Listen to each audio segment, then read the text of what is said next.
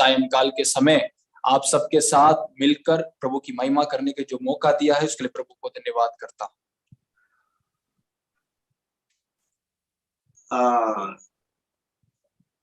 എന്നോട് കൂടെ ട്രാൻസ്ലേറ്റ് ചെയ്ത ദേവദാസന്റെ പേരൊന്ന് അറിഞ്ഞാൽ വലിയ സന്തോഷമായിരുന്നു. അബ്രഹാം ആണ് താങ്കളുടെ പേര്. Glory to God. അബ്രഹാം ദേവദാസനെ അനുഗ്രഹിക്കട്ടെ. ദേവദാസന് ഇതിനു മുമ്പ് കണ്ടിട്ടില്ല എന്ന് തോന്നുന്നു.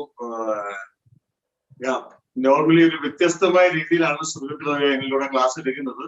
അപ്പോ പുതിയ ഇതിനു മുമ്പുള്ള ക്ലാസ് പരിചയമില്ല എങ്കിൽ മാസ്റ്റർക്ക് ഇച്ചിരി ടഫായിരിക്കും. ഞാൻ കൊടുത്തിട്ടുണ്ട്. അറിയാം. ഓൾറൈറ്റ്. ഓക്കെ, ദൈവം സഹായിക്കട്ടെ. പ്രിയ ദൈവദാസന്മാരെ, ദൈവരാജ്യം എന്ന വിഷയത്തിൽ ദൈവ ഇഷ്ടത്തിലാണ് നാം ഇപ്പൊ ഫോക്കസ് ചെയ്തുകൊണ്ടേയിരിക്കുന്നത്. मेरे प्रिय परमेश्वर के दासों, परमेश्वर के राज्य उस विषय में हम परमेश्वर की इच्छा पर हम अभी केंद्रित है. പുതിയതായിട്ട് ആരെങ്കിലും വന്നിട്ടുണ്ടെങ്കിൽ ദൈവരാജ്യം സിമ്പിൾ ആയിട്ട് ഇത്രയേ ഉള്ളൂ. ദൈവത്തിന്റെ അതോറിറ്റി നടക്കുന്ന ദൈവത്തിന്റെ ഭവനമാണ് ദൈവരാജ്യം. और अगर नया कोई हमारे बीच में आज मौजूद है तो उनको बता दूं, परमेश्वर का राज्य का सरल अर्थों में अर्थ इतना ही है, परमेश्वर के अधिकार में हमें रहना या परमेश्वर का भवन बनना. हालेलुया.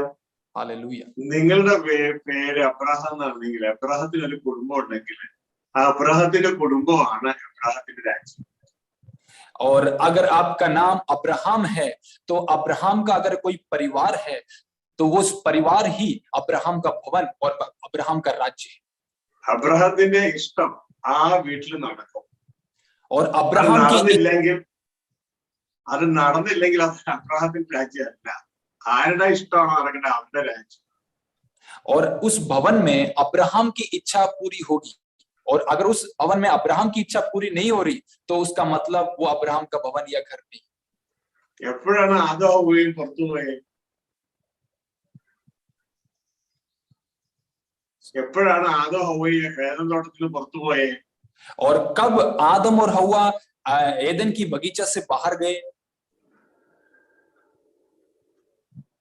എപ്പോ അവര് ദൈവത്തിന്റെ ഇഷ്ടത്തിന് നിന്നില്ല, ആ നിൽക്കാതെ പിശാചിന്റെ ഇഷ്ടം അവരെ ഏറ്റെടുത്തു ചെയ്തപ്പോ അവര് ദൈവരാജ്യത്തിൽ നിന്ന് പുറത്തു. और जब आदम और हव्वा परमेश्वर की इच्छा से वंचित हो गए, दूर हो गए, तब वो परमेश्वर के उस आदम के बगीचे से या परमेश्वर के राज्य से वो बाहर निकल गए या दूर. ദൈവത്തിന്റെ ഇഷ്ടം നടക്കുന്ന സ്ഥലമാണ് ദൈവരാജ്യം. परमेश्वर की इच्छा जहां पूरी होती है वो ही परमेश्वर का राज्य. പിശാചിന്റെ ഇഷ്ടം നടക്കുന്ന സ്ഥലമാണ് പിശാചിന്റെ രാജ്യം. जहां शैतान की इच्छा पूरी होती है वो शैतान का राज्य है. ദൈവരാജ്യത്തിലെ അന്തരീക്ഷം പരിശുദ്ധാത്മാവിന്റെ അന്തരീക്ഷം. और परमेश्वर के राज्य का जो वातावरण है वो पवित्र आत्मा का वातावरण है. ലോകത്തിന്റെ അന്തരീക്ഷം പിശാചിന്റെ അന്തരീക്ഷമാണ്. അതുകൊണ്ട് ദൈവത്തിന്റെ വചനം പറയുന്നത് സർവ്വലോകവും ദുഷ്ടന്റെ കീഴിൽ കിടക്കും. और संसार का जो वातावरण है वो शैतान के द्वारा नियंत्रित है. इस कारण परमेश्वर का वचन इस प्रकार कहता है, समस्त संसार शैतान की अधीनता में. ഹല്ലേലൂയ. ദൈവരാജ്യത്തിലെ ഏറ്റവും പ്രധാനപ്പെട്ട കാതൽ എന്ന് പറയുന്നത് ദൈവത്തിന്റെ ഇഷ്ടമാണ്. परमेश्वर के राज्य का सबसे महत्वपूर्ण बिंदु वो ये है कि परमेश्वर की इच्छा वहां पूरी. ആ ഇഷ്ടത്തിന് അനുസരിച്ച് നമ്മൾ നിന്നില്ല എങ്കിൽ നമുക്ക് ആ ഭവനത്തിൽ കയറുവാനോ അവിടെ ജീവിക്കുവാനോ കഴിയുകയില്ല. अगर उस परमेश्वर की इच्छा में अगर हम बने नहीं रहते तो उस भवन में आने को या वहां प्रवेश करने को हमें कोई अधिकार नहीं. അവസാനം നമ്മളുടെ ജീവിത അന്ത്യം നമ്മൾ യേശുക്രിസ്തുവിന്റെ ന്യായാസനത്തിന് മുമ്പിൽ നിന്നുകൊണ്ട് നമ്മൾ ക്വാളിറ്റി ടെസ്റ്റ് പാസ്സായി അകത്തേക്ക് കയറുന്ന സമയത്ത് നമ്മളോട് ചോദിക്കുന്ന ചോദ്യം നമ്മൾ ദൈവത്തിന്റെ ഇഷ്ടം ചെയ്തോ ഇല്ലയോ എന്നുള്ളതാണ്. अंतिम समय में जब हम न्याय के सिंहासन के सामने जब खड़े होंगे जब हमारे गुणों को परखा जाएगा, तब परमेश्वर यही हमसे देखना चाहेंगे कि क्या हमने परमेश्वर की इच्छा को पूरी किया है या नहीं। യേശു കർത്താവ് അന്ന് നമ്മളെ പരീക്ഷിക്കുന്നത്, എന്നോട് പറയുന്നത്, എന്നെ കർത്താവേ കർത്താവേ എന്ന് പറഞ്ഞോ എന്നുള്ളതിനേക്കാൾ ഉപരിയായി നമ്മൾ തന്റെ സ്വർഗീയ പിതാവിന്റെ ഇഷ്ടം ചെയ്തോ ഇല്ലയോ എന്നുള്ളതാണ്. यीशु मसीह सुसमाचार में इस प्रकार कहते हैं कि मुझे हे प्रभु पुकारने वाले नहीं, परंतु परमेश्वर की इच्छा के अनुसार चलने वाले परमेश्वर को प्रसन्न करते हैं। हालेलुया। ഫേസ്ബുക്കിലൂടെ എന്നെ കാണുന്നവർക്ക് നിങ്ങൾക്ക് ലിങ്ക് ആവശ്യമുണ്ടെങ്കിൽ ഓൾറെഡി ഷാജി ജോസഫിന്റെ ഫേസ്ബുക്ക് പേജില് ഈ ലിങ്ക് കഴിഞ്ഞ ആഴ്ച ഇട്ടിട്ടുണ്ട്. സെയിം ലിങ്ക് ആണ്. നിങ്ങൾക്ക് അതിൽ പ്രസ് ചെയ്ത് കഴിഞ്ഞാൽ നിങ്ങൾക്ക് ഇതിൽ കടന്നു വരാവുന്നതാണ്. अगर फेसबुक में मुझे कोई देख रहे हैं, अगर आप मुझे सुनना चाहते हैं, उस पिछली बार जो लिंक दिया गया था उसी लिंक पर अगर आप बटन दबाएं तो आप मुझे अभी सुन सकते हैं। ഇവിടെ നമ്മള് ഇപ്പൊ ഒന്ന് റീക്യാപ്ചർ ചെയ്യുകയാണ്. എന്തിനാണ് ദ വിൽ ഓഫ് ഗോഡ് എന്ന സബ്ജക്ട് നമ്മൾ സ്റ്റാർട്ടിങ്ങിൽ മനസ്സിലാക്കി പോകുന്നത് എന്നാണ് നമ്മൾ മനസ്സിലാക്കുന്നത്. अभी पिछले दिनों में जो हमने पढ़ा उसी को हम पुनः चिंतन कर रहे हैं कि परमेश्वर के राज्य में परमेश्वर की इच्छा को क्यों महत्वपूर्ण दिया जाता है। ദൈവത്തിന്റെ രാജ്യം അതിന്റെ ആ കേന്ദ്ര ബിന്ദു ദൈവം കാണുന്നത് തന്റെ ഇഷ്ടത്തിലാണ്.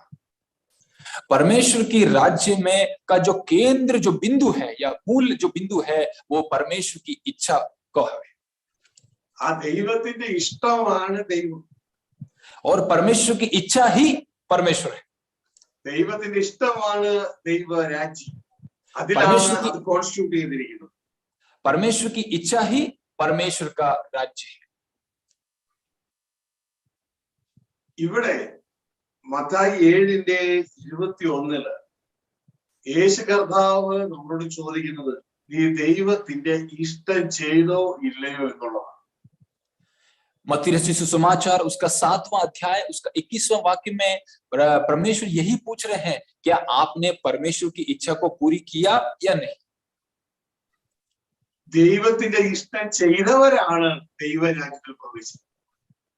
जिसने परमेश्वर की इच्छा को पूरी किया वो ही परमेश्वर के राज्य में प्रवेश करते हैं। ഹല്ലേലൂയ. അപ്പോൾ ദൈവത്തിന്റെ ഇഷ്ടം നമ്മൾ അറിയാതെ എങ്ങനെ നമ്മൾ ചെയ്യും? अब तब ये सवाल ये उठता है कि हमें जब परमेश्वर की इच्छा पता ही नहीं, मालूम नहीं, तो हम कैसे परमेश्वर की इच्छा को पूरी करेंगे। അതുകൊണ്ടാണ് ദൈവ ഇഷ്ടത്തിൽ നമ്മൾ ഫോക്കസ് ചെയ്യുന്നത്. इसलिए हम परमेश्वर की इच्छा पर हम मूलतः ध्यान देते हैं। കഴിഞ്ഞ സന്ദേശങ്ങളിൽ ട്രയാങ്കിൾ മെത്തേഡിൽ നമ്മൾ ദൈവ ഇഷ്ടത്തെ മനസ്സിലാക്കുകയായിരുന്നു. पिछले संदेश में हमने त्रिकोण विधि में परमेश्वर के राज्य के विषय में हमने सीखा। എന്താണ് ദൈവത്തിന്റെ ഇഷ്ടം? परमेश्वर की इच्छा क्या है? ആരെങ്കിലും ഒരാൾ പറയുമോ? कोई भी, क्या एक जन अनम्यूट करके बता सकता है?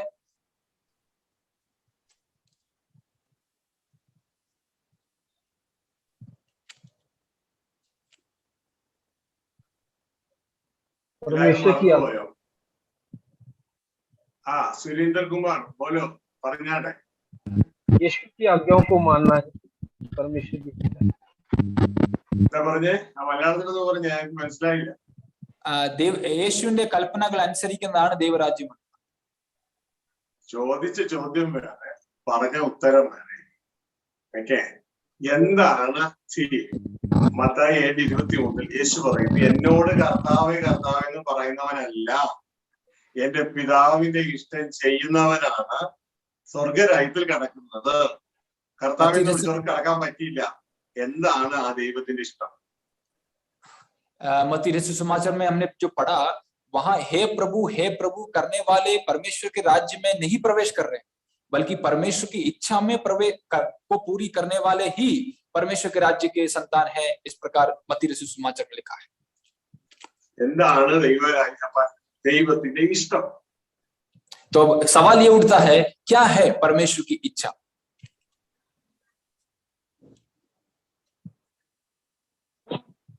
पास्टर पारागात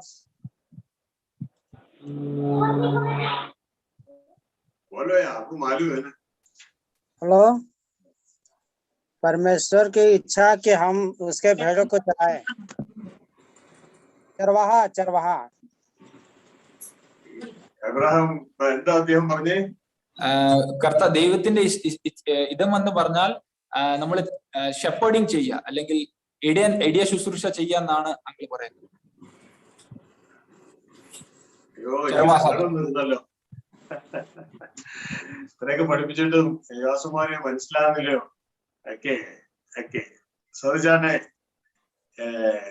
पास्टर रामलाल, आपको मालूम है तो बोलो, क्या है परमेश्वर की इच्छा? परमेश्वर की इच्छा ये है कि उसकी आज्ञाओं को माने, और क्योंकि और ये भी है कि अपने वंश को देखने पाए। परमेश्वर की इच्छा ये है, और उसके आज्ञाओं को माने, और जो है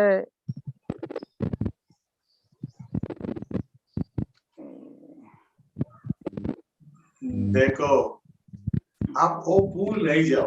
ओके, अब क्या कितना भूल करे तो मुश्किल नहीं है, परमेश्वर की इच्छा को भूल नहीं जाओ। भूल जाएगा तो आपको फाइनली आप प्रार्थना करेगा, उपवास करेगा, अलग अलग सेमिनार करेगा, वो सब अच्छा है, वो अच्छा है। बाद में परमेश्वर का राज्य में जाने के लिए परमेश्वर का इच्छा करना चाहिए। तो आप जिंदगी में भूल नहीं जाओ।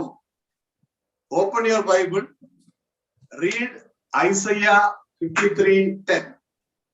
अपने बाइबल को हम खोलेंगे और हम एक वचन पढ़ेंगे, यशायाह 53:10। आपका दीवार में लिखो, ऐसा दीवार में लिखो रखो, पूरे दीवार में। रीड, हिंदी में पढ़ो। तो भी यहोवा को यही भाया कि उसे कुचले, उसी ने उसको रोगी कर दिया। जब वह अपना प्राण दोष बलि करे तब वह अपना वंश देखने पाएगा, वह बहुत दिन जीवित रहेगा, उसके हाथ से यहोवा की इच्छा पूरी हो जाएगी। उसका हाथ से यहोवा का इच्छा पूरी हो जाएगी। क्या है यहोवा का इच्छा? क्या है? अपना वंश देखना पाएगा, अपना वंश देखना पाएगा। भूल नहीं जाओ। അബ്രഹാം പറഞ്ഞു, മനസ്സിലാവുന്നുണ്ടോ എന്താണ് ദൈവത്തിന്റെ ഇഷ്ടമെന്ന്? യേശു ക്രിസ്തുവിന്റെ പ്രാണൻ കാൽവരി ക്രൂശിൽ അതിർത്തിയാഗമായി തീർന്നിട്ട് മനുഷ്യപുത്രന്മാരായ നമ്മൾ ദൈവപുത്രന്മാരായി ദൈവത്തിന്റെ വംശമായി വെളിപ്പെടും. ആമേൻ, ആമേൻ. ഇതാണ് ദൈവത്തിന്റെ ഇഷ്ടം. പറഞ്ഞാ ദൈവത്തിന്റെ और परमेश्वर की इच्छा ये है कि हम यीशु मसीह जिस प्रकार हमारे लिए मरा, उसी प्रकार हम जो मनुष्य के जो पुत्र हैं, परमेश्वर के पुत्र बनकर परमेश्वर की इच्छा को पूरी करना ही परमेश्वर का इच्छा है हमारे प्रति, परमेश्वर की इच्छा। हालेलुया, आमीन। നിങ്ങളിത് വീണ്ടും വീണ്ടും ധ്യാനിച്ചില്ലെങ്കിൽ ഇത് മറന്നു പോകും നിങ്ങള്. अगर हम इसको फिर से नहीं पढ़ेंगे, ध्यान नहीं देंगे, तो हम भूल जाएंगे। ഇത് മറന്നു പോകാതിരിക്കാൻ വേണ്ടിയാണ് കർത്താവായ യേശു കാൽവരി ക്രൂശിലെ യാഗത്തിലെ വീണ്ടും വീണ്ടും ഓർക്കണമെന്ന് പറഞ്ഞുകൊണ്ട് തിരുവത്താഴ ശുശ്രൂഷ നമുക്ക് തന്നു. ഓർക്കുന്നുണ്ടോ?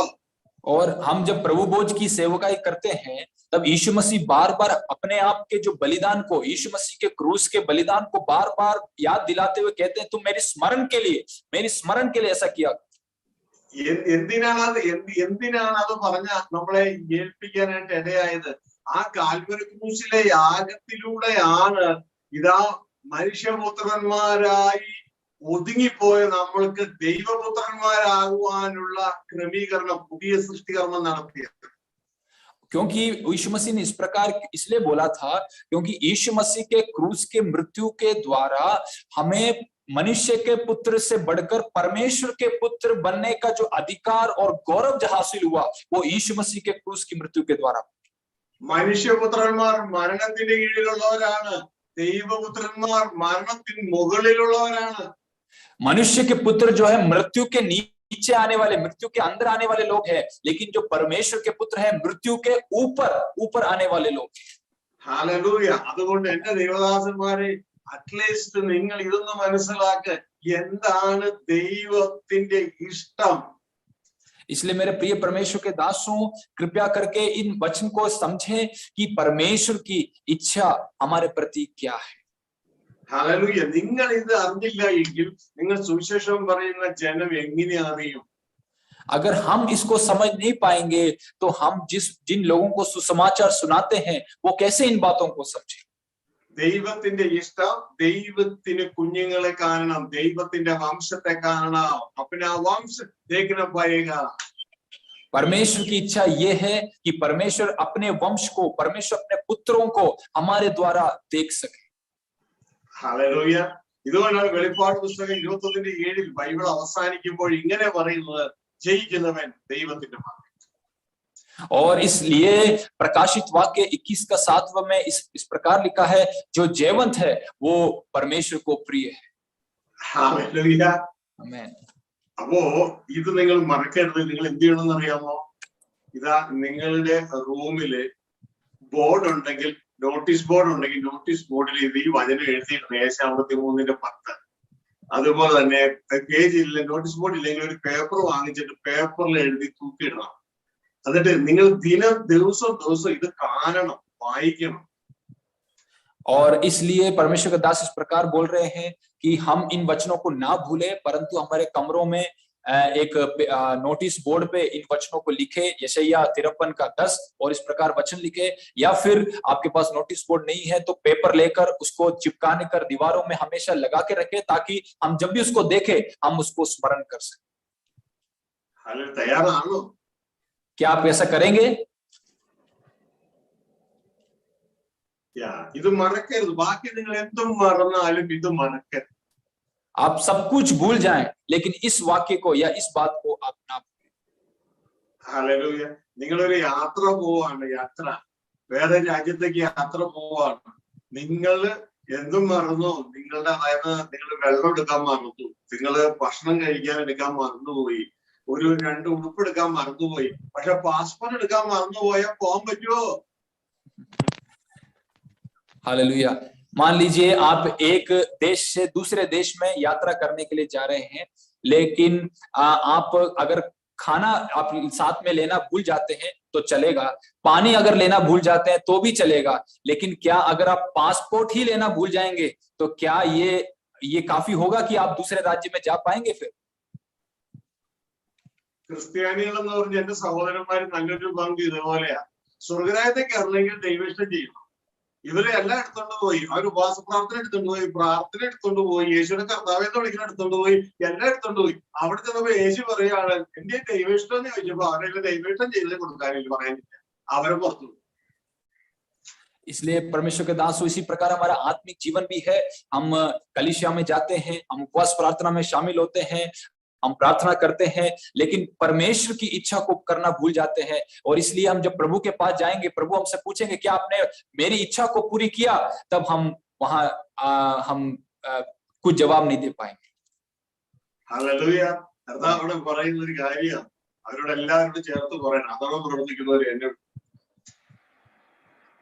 इसलिए प्रभु यीशु मसीह, हम जैसे मत्ती में पढ़ते हैं, जब प्रभु यीशु मसीह उनसे इस प्रकार कहते हैं, हे अधर्मियों मुझसे दूर हो जाओ। നമുക്ക് അർത്ഥം ഉണ്ടാകരുത്. നമ്മൾ വളരെ സമയമുള്ള മുന്നോട്ടേക്ക് പോവാ. ഇപ്പോൾ ട്രയാങ്കിൾ മെത്തേഡില് ദൈവേഷ്ടം നമ്മൾ പഠിച്ചുകൊണ്ടിരിക്കുകയാണ്. ആ ദൈവേഷ്ടം എന്ന് പറയുന്നത് ദൈവത്തിന്റെ പുത്രന്മാരായി, ദൈവത്തിന്റെ വംശമായി നാം മാറണം. इसलिए ऐसी गलती हमसे ना होने पाए, परंतु हम परमेश्वर की इच्छा को जाने। अभी इन दिनों में हम जो त्रिकोण विधि में जो परमेश्वर की इच्छा को समझ रहे हैं, परमेश्वर की इच्छा को हमारे जीवन में लागू करने में परमेश्वर हमारी सहायता करे। ഹല്ലേലൂയ. നാം വീണ്ടും ചിത്രത്തിലൂടെ കാര്യങ്ങൾ മനസ്സിലാക്കാൻ പോവുകയാണ്. വളരെ എളുപ്പമായിട്ട് നിങ്ങൾക്ക് മനസ്സിലാക്കാൻ കഴിയും നിങ്ങൾ ദൈവത്തോട് പ്രാർത്ഥിച്ച് ഇരിക്കുന്നുവെങ്കിൽ. अगर अभी हम फिर से चित्र के माध्यम से वचन को हम सीखने के लिए जा रहे हैं, यदि हम बहुत ही सरल है, अगर आप प्रार्थना के साथ बैठे हैं तो परमेश्वर हमारी सहायता करे। ഫേസ്ബുക്കിലൂടെ കാണുന്നവർക്ക് ചിത്രം വരയ്ക്കുന്നത് കാണുവാനായിട്ട് കഴിയുകയില്ല. ഇത് സൂമിൽ നടക്കുന്ന ദേവദാസന്മാർക്ക് വേണ്ടിയുള്ള ഒരു മീറ്റിംഗ് ആണ്. എല്ലാ തേഴ്സ്ഡേയും ഇതേ സമയത്ത് നടക്കുന്ന ഒരു മീറ്റിംഗ് ആണ്. അതുകൊണ്ട് ആ ലിങ്ക് ആർക്കെങ്കിലും വേണമെങ്കിൽ ഷാജി ജോസഫിന്റെ ഫേസ്ബുക്ക് സൈറ്റിലുണ്ട്. നിങ്ങളെയും അതിനായിട്ട് ക്ഷണിക്കുകയാണ്. ഇപ്പോൾ സ്ക്രീനിന്റെ ഷെയറിംഗിലേക്ക് പോവുകയാണ്. अगर फेसबुक में जो मुझे देखने वाले कोई चित्र नहीं देख पाएंगे, यदि आप इसको देखना चाहते हैं तो मुझे अभी जो आप मेरे साइट में लिंक दे रहा हूं, आप उस पर जाके मुझे आप सुन सकते और देख सकते हैं। हालेलुया। हालेलुया।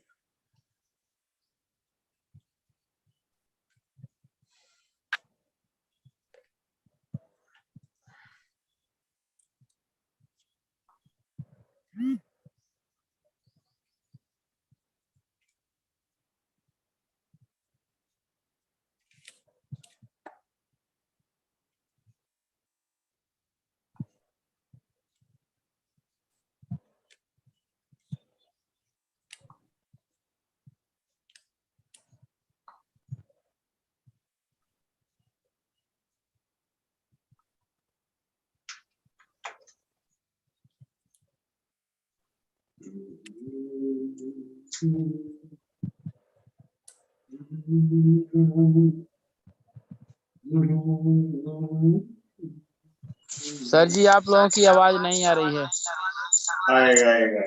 आएगा वो स्क्रीन सेट कर। हालेलुया।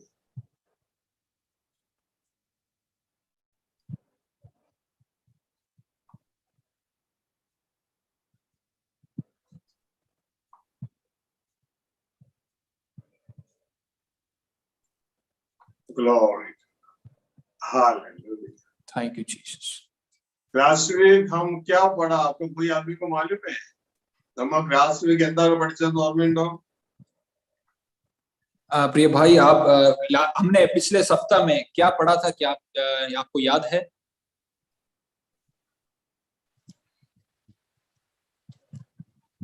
तीन मार्ग के विषय में हमने पढ़ा था। तीन मार्ग। Okay good. Adam road, salvation road, इसके विषय में पढ़ा था। Jesus road. Okay okay okay. ओए लास्ट वीक हम पढ़ा तीनों रोड हम पढ़ा, one Adam road, salvation road and Jesus road. मालूम है? और किसके लिए वो तीन रोड? ये मूന്ന് ആദം റോഡും സാൽവേഷൻ റോഡും ജീസസ് റോഡും ഇത് എന്തിനു വേണ്ടിയുള്ളതാ? ये जो यीशु मसीह का रास्ता, जो जीसस रोड है, जो आदम रोड है, ये जो रक्षा का उद्धार का जो रोड है, ये किसके लिए है?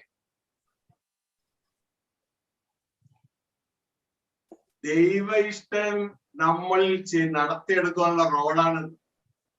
ये परमेश्वर का राज्य कि परमेश्वर की इच्छा को पूरी करने का एक मार्ग है ये। हालेलुया। हालेलुया। ഇത് വ്യക്തതയോടെ മനസ്സിലാക്കുക. ഇത് വ്യക്തതയോടെ മനസ്സിലായില്ല എങ്കിൽ ഇത് ബേസ് ആണ്.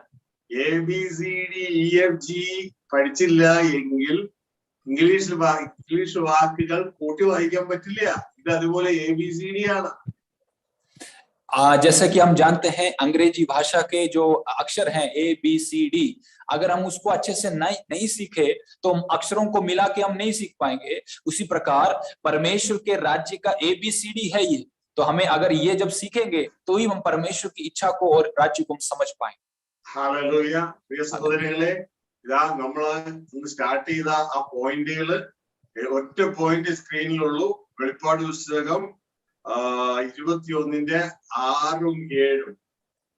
प्रिय भाइयों, हमने जो वचन में से सीखा था अभी केवल एक ही पॉइंट हमें सामने स्क्रीन में नजर आ रहा है, जो प्रकाशित वाक्य 21वां अध्याय 6 और 7वां वाक्य। ബൈബിള് തീരുകയാണ് അവിടെ പറയുന്നു ജയിക്കുന്നവൻ ദൈവത്തിന്റെ മകൻ। और वहां बाइबल समाप्त होती है, वहां इस प्रकार लिखा है कि जो जयवंत होगा वो परमेश्वर का पुत्र कहलाए। हालेलुया। അപ്പോൾ നമ്മുടെ അവസാന ഭാഗം നമ്മൾ ജയിച്ചാൽ നമ്മൾ ദൈവത്തിന്റെ മകൻ എന്ന് വിശുദ്ധ ബൈബിൾ പ്രഖ്യാപിക്കുന്നു। और बाइबल इस प्रकार सिखाती है अगर अंत में हम जयवंत होते हैं तो हम परमेश्वर के पुत्र कहलाएंगे। അതിന്റെ യാത്ര നമ്മൾ എവിടെ നിന്നാണ് തുടങ്ങിയത്? അതിന്റെ യാത്ര തുടങ്ങിയത് ബൈബിളിലെ ആദ്യ പുസ്തകമായ ഉൽപ്പത്തി 1:26 മുതലാണ് അതിന്റെ യാത്ര തുടങ്ങുന്നത്. और इस वाक्य की यात्रा हमने कहां से शुरू करी थी? वो यात्रा हमने उत्पत्ति की किताब 1 अध्याय उसके 26वें वाक्य से करी थी. അവിടെ ദൈവം തന്റെ സാദൃശ്യവും സ്വരൂപമുള്ള മനുഷ്യരെ, അതായത് ദൈവപുത്രന്മാരെ ഉണ്ടാക്കുവാൻ ആരംഭിക്കുകയാണ്. वहां परमेश्वर अपनी समानता में और अपने स्वरूप में इंसान को बनाना प्रारंभ करता है, जिसको परमेश्वर ने अपना पुत्र ठहराया. എന്നാൽ ദൈവം നമ്മളെ ഉണ്ടാക്കിയപ്പോ ദൈവത്തെക്കാൾ അല്പമാത്രം താഴ്ത്തിയാണ് നമ്മളെ സൃഷ്ടിക്കുവാനായിട്ട്.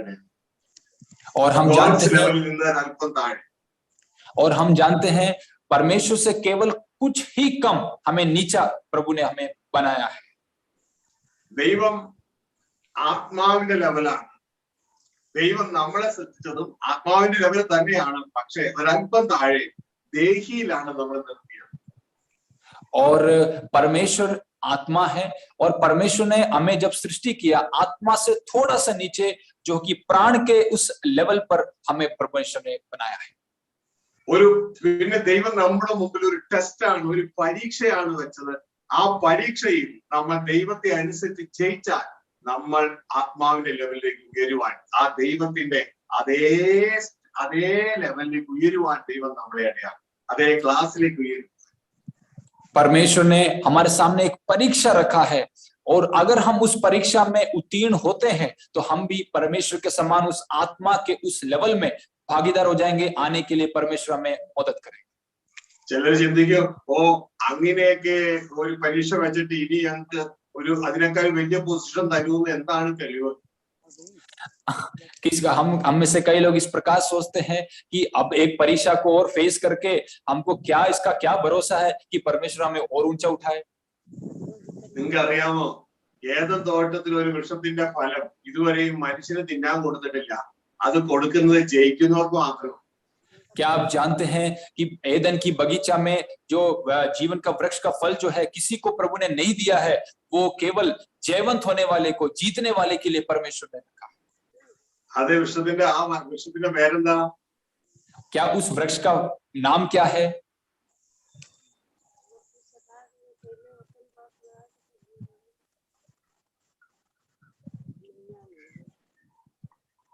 ജീവ വൃക്ഷം. उस वृक्ष का नाम है जीवन का वृक्ष. നമുക്ക് ആ വൃക്ഷത്തിന്റെ ഫലം കഴിക്കണ്ടേ? क्या हमें उस वृक्ष का फल नहीं खाना है? അതോ ആരാധിച്ചും പ്രാർത്ഥിച്ചും മാത്രം പോയാൽ മതി? क्या केवल आराधना करके प्रार्थना करके ही जाना है? ആ വൃക്ഷത്തിന്റെ ഫലം കഴിക്കണമെങ്കിലേ സഭയിൽ രക്ഷിക്കപ്പെട്ട നാം ജയം പ്രാപിക്കണം. ജയം. इसलिए अगर हमें उस वृक्ष का फल खाना है तो हमें उद्धार पाया हुआ परमेश्वर के साथ चलने वाले लोगों को जय पाना है हमारे जीवन में. രക്ഷിക്കപ്പെട്ട് സഭയിൽ ചേർന്ന ജനം ജയിച്ചെങ്കിൽ മാത്രമേ അത് ഭക്ഷിക്കാൻ കൊടുക്കത്തുള്ളൂ. जिन लोगों ने उद्धार पाया है, वो जो परमेश्वर की कलीसिया से जुड़े हुए हैं, उनको जय पाने पर ही वो फल हमें प्राप्त होगा. ഇതുകൊണ്ടാണ് ദൈവത്തിന്റെ വചനം, ഒരുപക്ഷെ നിങ്ങൾ ചോദിക്കും, അങ്ങനെ വല്ല വചനം ഉണ്ടോ ജയിച്ചാലേ ജീവിതത്തിന്റെ ഫലം കിട്ടുള്ളത്? യേശു രക്ഷിതാവായി സ്വീകരിച്ചപ്പോ കിട്ടി കാണുമല്ലോ. हाँ, कई बार हमें ऐसा सवाल उठता है, क्या ऐसा कोई वचन है क्या? वो तो परमेश्वर को जब उद्धार करता स्वीकार करते तभी मिल गया होगा. സഹോദരങ്ങളെ, ജയിച്ചപ്പോ നമ്മളെ കർത്താവ് സഭയോടെ ചേർന്നു. हम जब जयवंत होते हैं, परमेश्वर ने हमें कलीसिया से जोड़ा. ജീവിതത്തിന്റെ ഫലം തിന്നാൻ തന്നില്ല. हमको प्रभु ने जीवन का वृक्ष का फल खाने के लिए नहीं दिया. गैस का हवा लो. അപ്പോസ്തലപ്രവൃത്തി 2-ാം അധ്യായം, प्रेरितों के काम 2रा अध्याय, അതിന്റെ 47-ാം വാക്യത്തില് നമുക്ക് രക്ഷിക്കപ്പെട്ട യേശുവിനെ കർത്താവായി സ്വീകരിച്ചപ്പോ നമ്മൾക്ക് നമ്മളെ സഭയോട് ചേർത്തോ അതോ ജീവവൃക്ഷത്തിന്റെ ഫലം തിന്നാൻ തന്നു? നമുക്കൊന്ന് തിരിച്ചറിയാം. ഒന്ന് വായിച്ചാട്ടെ. वैसे सीधा प्रेरितों के काम दूसरा अध्याय 47वां। രക്ഷിക്കപ്പെട്ടപ്പോ നമുക്ക് ജീവവൃക്ഷത്തിന്റെ ഫലം തിന്നാൻ തന്നോ അതോ സഭയോട് ചേർന്നു? ऐसे हो जाता, ऐसे जो होने समय वो ऐसे।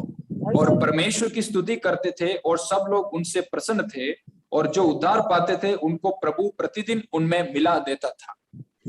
ഞാൻ ഈ ചോദിക്കുന്ന ചോദ്യം അബ്രഹാം ബ്രദർ ജനത്തോട് ചോദിക്കേ, രക്ഷിക്കപ്പെട്ടപ്പോ നമുക്ക് ജീവവൃക്ഷത്തിന്റെ ഫലം തിന്നാൻ തന്നോ അതോ നമ്മളെ സഭയോട് ചേർന്നു?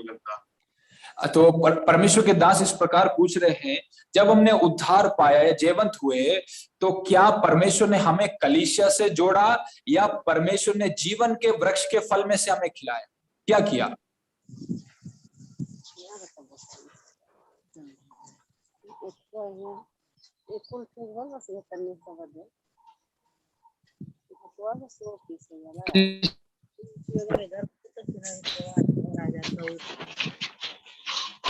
ओके, कोई जवाब नहीं है। पास्टर राजपाल कैसा है, बोलो यार। ठीक है सर, प्रभु के साथ जुड़ा है। രക്ഷിക്കപ്പെട്ടപ്പോ നമ്മളെ സഭയോട് ചേർത്തു, ജീവിതത്തിന്റെ ഫലവും തിന്നാൻ തന്നില്ല। जब हमने उद्धार पाया, परमेश्वर ने हमें कलीसिया से जोड़ा, लेकिन जीवन के वृक्ष का फल खाने के लिए प्रभु ने नहीं दिए। എത്ര പേർക്ക് ജീവവൃക്ഷത്തിന്റെ ഫലം തിന്നാൻ വേണം?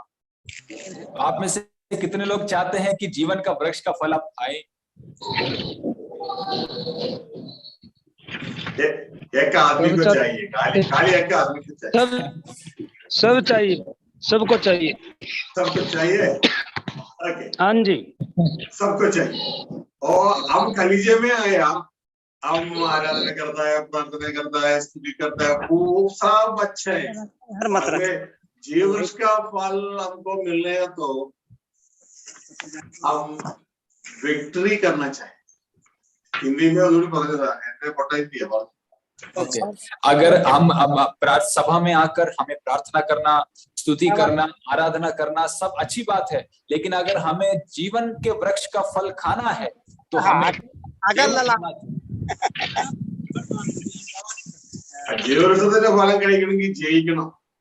अगर जीवन के वृक्ष का फल खाना है तो हमें जीवंत होना पड़ेगा।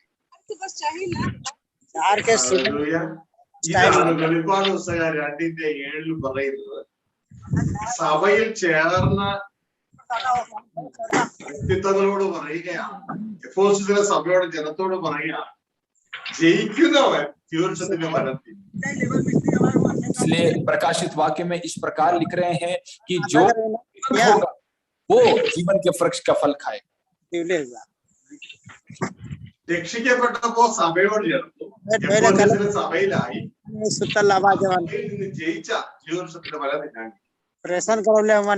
लेकिन इस प्रकार वचन में लिखा है कि जो जब हम उद्धार पाते हैं तब हम कलीसिया से जुड़ते हैं, लेकिन जब जीवंत होंगे तब हम जीवन के वृक्ष के फल को खाएंगे। അവിടെ വെളിപ്പാട് പുസ്തകം 2:1 പറയുന്നത് ലോകത്തിലെ ജനത്തോടല്ല, രക്ഷിക്കപ്പെട്ട ജനത്തോടാണ് പറയുന്നത്, സഭയോടാണ് സംസാരിക്കുന്നത്। प्रकाशित वाक्य 2 अध्याय के प्रारंभिक वाक्यों में हम देखते हैं वो एक दुनिया से नहीं बल्कि कलीसिया से, उद्धार पाए हुए लोगों से, परमेश्वर के कलीसिया से जुड़े हुए लोगों से परमेश्वर का वचन। Hallelujah, very very important, very very important. അവിടെ കർത്താവ് സംസാരിക്കുന്നത് ലോകത്തിലെ ജനത്തോടല്ല, രക്ഷിക്കപ്പെട്ട സഭയിൽ ചേർന്ന ജനത്തോടാണ് സംസാരിക്കുന്നത്।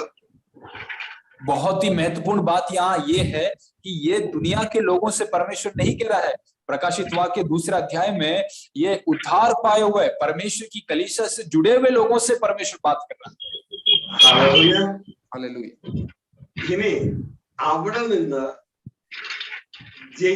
അത് സ്റ്റാർട്ടിങ് അങ്ങനെയാണെങ്കിൽ അതിൽ ഒടുക്കം സഭയോട് പറയാണ്, ജയിക്കുന്നവരെ ജീവവൃക്ഷത്തിന്റെ ഫലം തിന്നാൻ।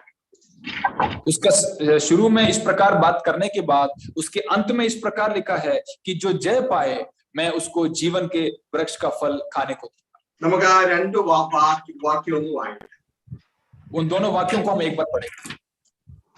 Revelation chapter 2 verse 1। प्रकाशित वाक्य 2 अध्याय उसका पहला वाक्य। എഫേസോസിലെ സഭയുടെ ദൂതന് എഴുതുക.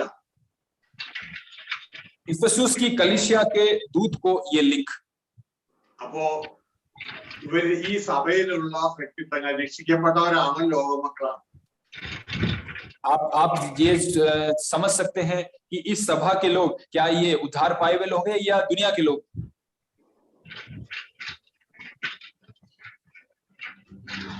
തീർച്ചയായും രക്ഷിക്കപ്പെട്ടവനെ കർത്താവ് സഭയോട് ചേർത്തു എന്ന് പറയുന്നത് ഇവർ ലോകത്തിലെ ജനമല്ല, രക്ഷിക്കപ്പെട്ട സഭയിൽ ചേർന്ന ജനമാണ്. ये कलीसिया की जो बात यहाँ करी गई है वो जरूर दुनिया के लोग नहीं परंतु उद्धार पाए हुए परमेश्वर के लोग हैं.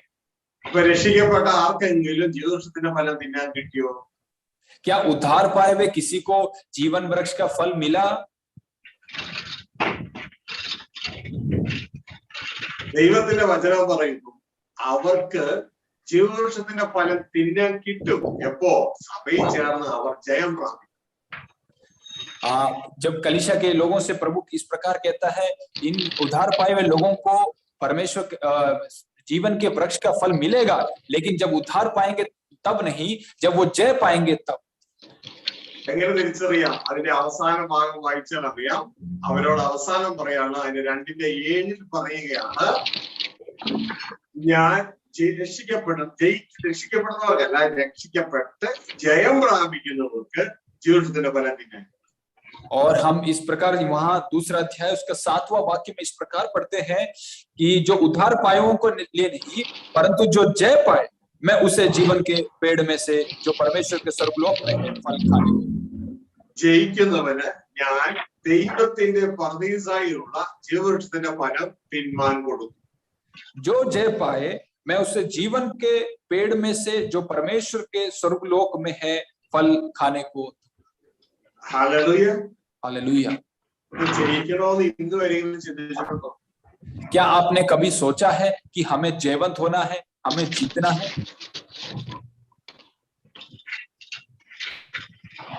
नहीं, ये तो हमारा पूरा जिंदगी में टाइम पास है.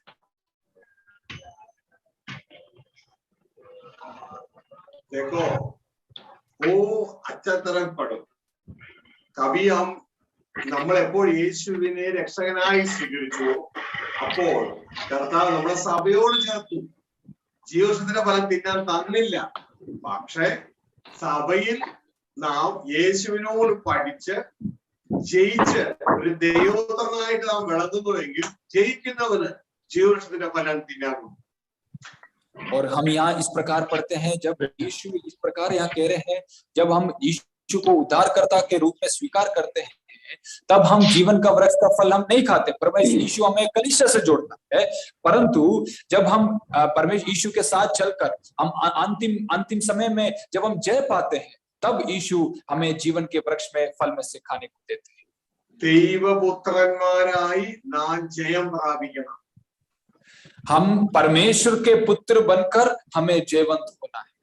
ദൈവത്തിൽ ഇഷ്ടം ചെയ്ത് ദൈവ ഇഷ്ടത്തിൽ നാം ജയം പ്രാപിക്കണം. हम परमेश्वर की इच्छा को पूर्ण करके हमें जय पाना है. ഹല്ലേലൂയ. സഹോദരങ്ങളെ, ദേവദാസന്മാരെ, ഈ ലോകത്തിൽ ഒറ്റ കോഴ്സേ ഉള്ളൂ. ആ കോഴ്സാണ് ഞാനും നിങ്ങളും ദൈവപുത്രന്മാരായി ജയം പ്രാപിക്കണം, അല്ലെങ്കിൽ ദൈവ ഇഷ്ടത്തിൽ ജയം പ്രാപിക്കണം. मेरे प्रिय परमेश्वर के दासों, इस संसार में केवल एक ही कोर्स है, वो ये है कि परमेश्वर की इच्छा को पूरी कर कर हमें जयवंत होना है या जय पाना है. ബാക്കിയുള്ള കോഴ്സുകളെല്ലാം പിശാചി ഡിസൈൻ ചെയ്തിരിക്കുന്നത് ഈ ഒറ്റ കോഴ്സിനെ മറയ്ക്കാൻ വേണ്ടിയാണ്. और बाकी जितने भी कोर्स हमारे संसार में हम देखते हैं हमारे चारों तरफ है, वो इसी एक कोर्स को दबाने के लिए या छुपाने के लिए है, ताकि इसको दबा कर छुपा के रखा जा सके. അതിന് പിശാചി ജയിച്ചു ഇരിക്കുകയാണ്. और शैतान उसमें जयवंत भी हुआ. അതുകൊണ്ടാണ് എത്ര പ്രാവശ്യം ദൈവേഷ്ടം നിങ്ങളോട് പറഞ്ഞിട്ട് നിങ്ങൾക്ക് ദൈവേഷ്ടം ഓർത്തിരിക്കാൻ പറ്റുന്നില്ല. और उसका एक ही कारण है कि हमने कई बार इसके विषय में चर्चा किया, लेकिन हम उसको परमेश्वर की इच्छा को हम याद नहीं रख पा रहे. ഹല്ലേലൂയ. ഇവിടെ ബലാത്കാരികൾക്കാണ് ഇവിടെ ബലം പിടിച്ച് ദൈവരാജ്യം നാശമാക്കാൻ പറ്റുള്ളൂ. हाँ, स्वर्ग का राज्य उनके लिए है जो बल के साथ उसमें प्रवेश होना जानते हैं। ഹല്ലേലൂയ. അതുകൊണ്ട് ഇതാ ഇപ്പൊ ഈ പറഞ്ഞ ഷോർട്ട് മെസ്സേജ് നിങ്ങൾ മറന്നു പോകരുത്. രക്ഷിക്കപ്പെടുമ്പോൾ നമ്മുടെ സഭയോട് ചേർക്കുന്നു, ജയിക്കുമ്പോൾ ജീവവൃക്ഷത്തിന്റെ ഫലം തിന്നാൻ തരുന്നു, ദൈവരാജ്യ അവകാശമാണ്. और ये छोटा सा संदेश आप ना भूले कि जब हम उद्धार पाते हैं, यीशु मसीह हमें कलीसिया में जोड़ते हैं, परंतु जब हम यीशु के साथ चलकर हम जयवंत होते हैं, तब यीशु हमें परमेश्वर जीवन के वृक्ष के फल में से खाने को देते हैं। ഹല്ലേലൂയ. ഈ കാണുന്നതെല്ലാം പോകും, മരണത്തിന്റെ കീഴിലാകും. ജയിച്ചാൽ നാം മരണത്തിന്റെ മീതെയാണ്. और जब जो भी चीजें हमें आज दिखाई दे रही है, हमारे चारों तरफ दिखाई दे रही है, हमारे मरण के पश्चात वो यही रह जाएंगी, लेकिन अगर हम यीशु के साथ हैं तो हम मरण से ऊपर उठकर हम जयवंत होते हैं, हम ऊपर मृत्यु से ऊपर उठा लिए जाएंगे। ഹല്ലേലൂയ. ചുരുക്കം പറഞ്ഞാൽ ഈ ഭൂമിയിൽ നടക്കുന്നത് ഒരു കോഴ്സാണ്. ആ കോഴ്സ് മനുഷ്യപുത്രന്മാരായ നമ്മളെ ഇപ്പോൾ ദൈവപുത്രന്മാരായി ജയം പ്രാപിപ്പാൻ സഹായിക്കുകയാണ് സ്വർഗത്തിലെ ദൈവം ചെയ്യുന്നത്. और अभी जो संसार में अभी जो हमारे बीच में कोर्स चल रहा है वो यही है कि मनुष्य के पुत्रों को परमेश्वर के पुत्र बनाकर परमेश्वर की इच्छा को इस पृथ्वी पर पूरा करने का जो एक कोर्स है, वो ही अभी परमेश्वर हमारे द्वारा हमारे बीच में कर रहा है। എന്താണ് ദൈവത്തിന്റെ ഇഷ്ടം? क्या है परमेश्वर की इच्छा? बोलो. अब आप में से बताइए।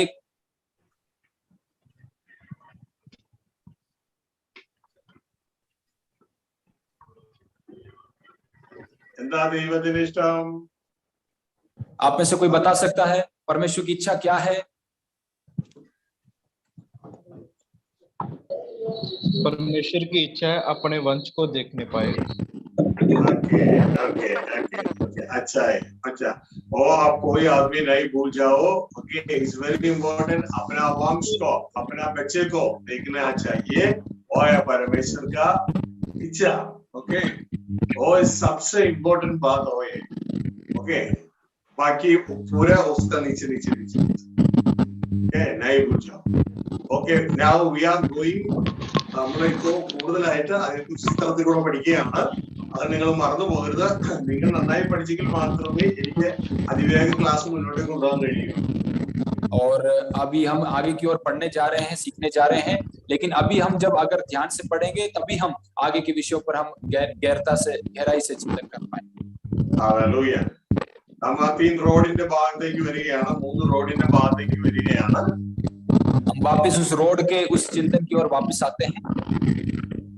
നമ്മൾ ദൈവപുത്രന്മാരായി ജയം പ്രാപിപ്പാൻ 21:26 ദൈവം ആരംഭിച്ചു. हमने उत्पत्ति की किताब 1 अध्याय उसके 26 में पढ़ा कि परमेश्वर के पुत्र परमेश्वर जो है परमेश्वर के पुत्रों को बना रहा है। അങ്ങനെയെങ്കിൽ നമുക്ക് 21:26 നിന്ന് 26-27 തുടങ്ങി വെളിപ്പാട് പുസ്തകം 21:6 നിൽക്കേണ്ടതായിട്ടുണ്ട്. അതുകൊണ്ട് നമുക്ക് അവിടെ ഒരു ആരോ ഇല്ല, ഒരു വര.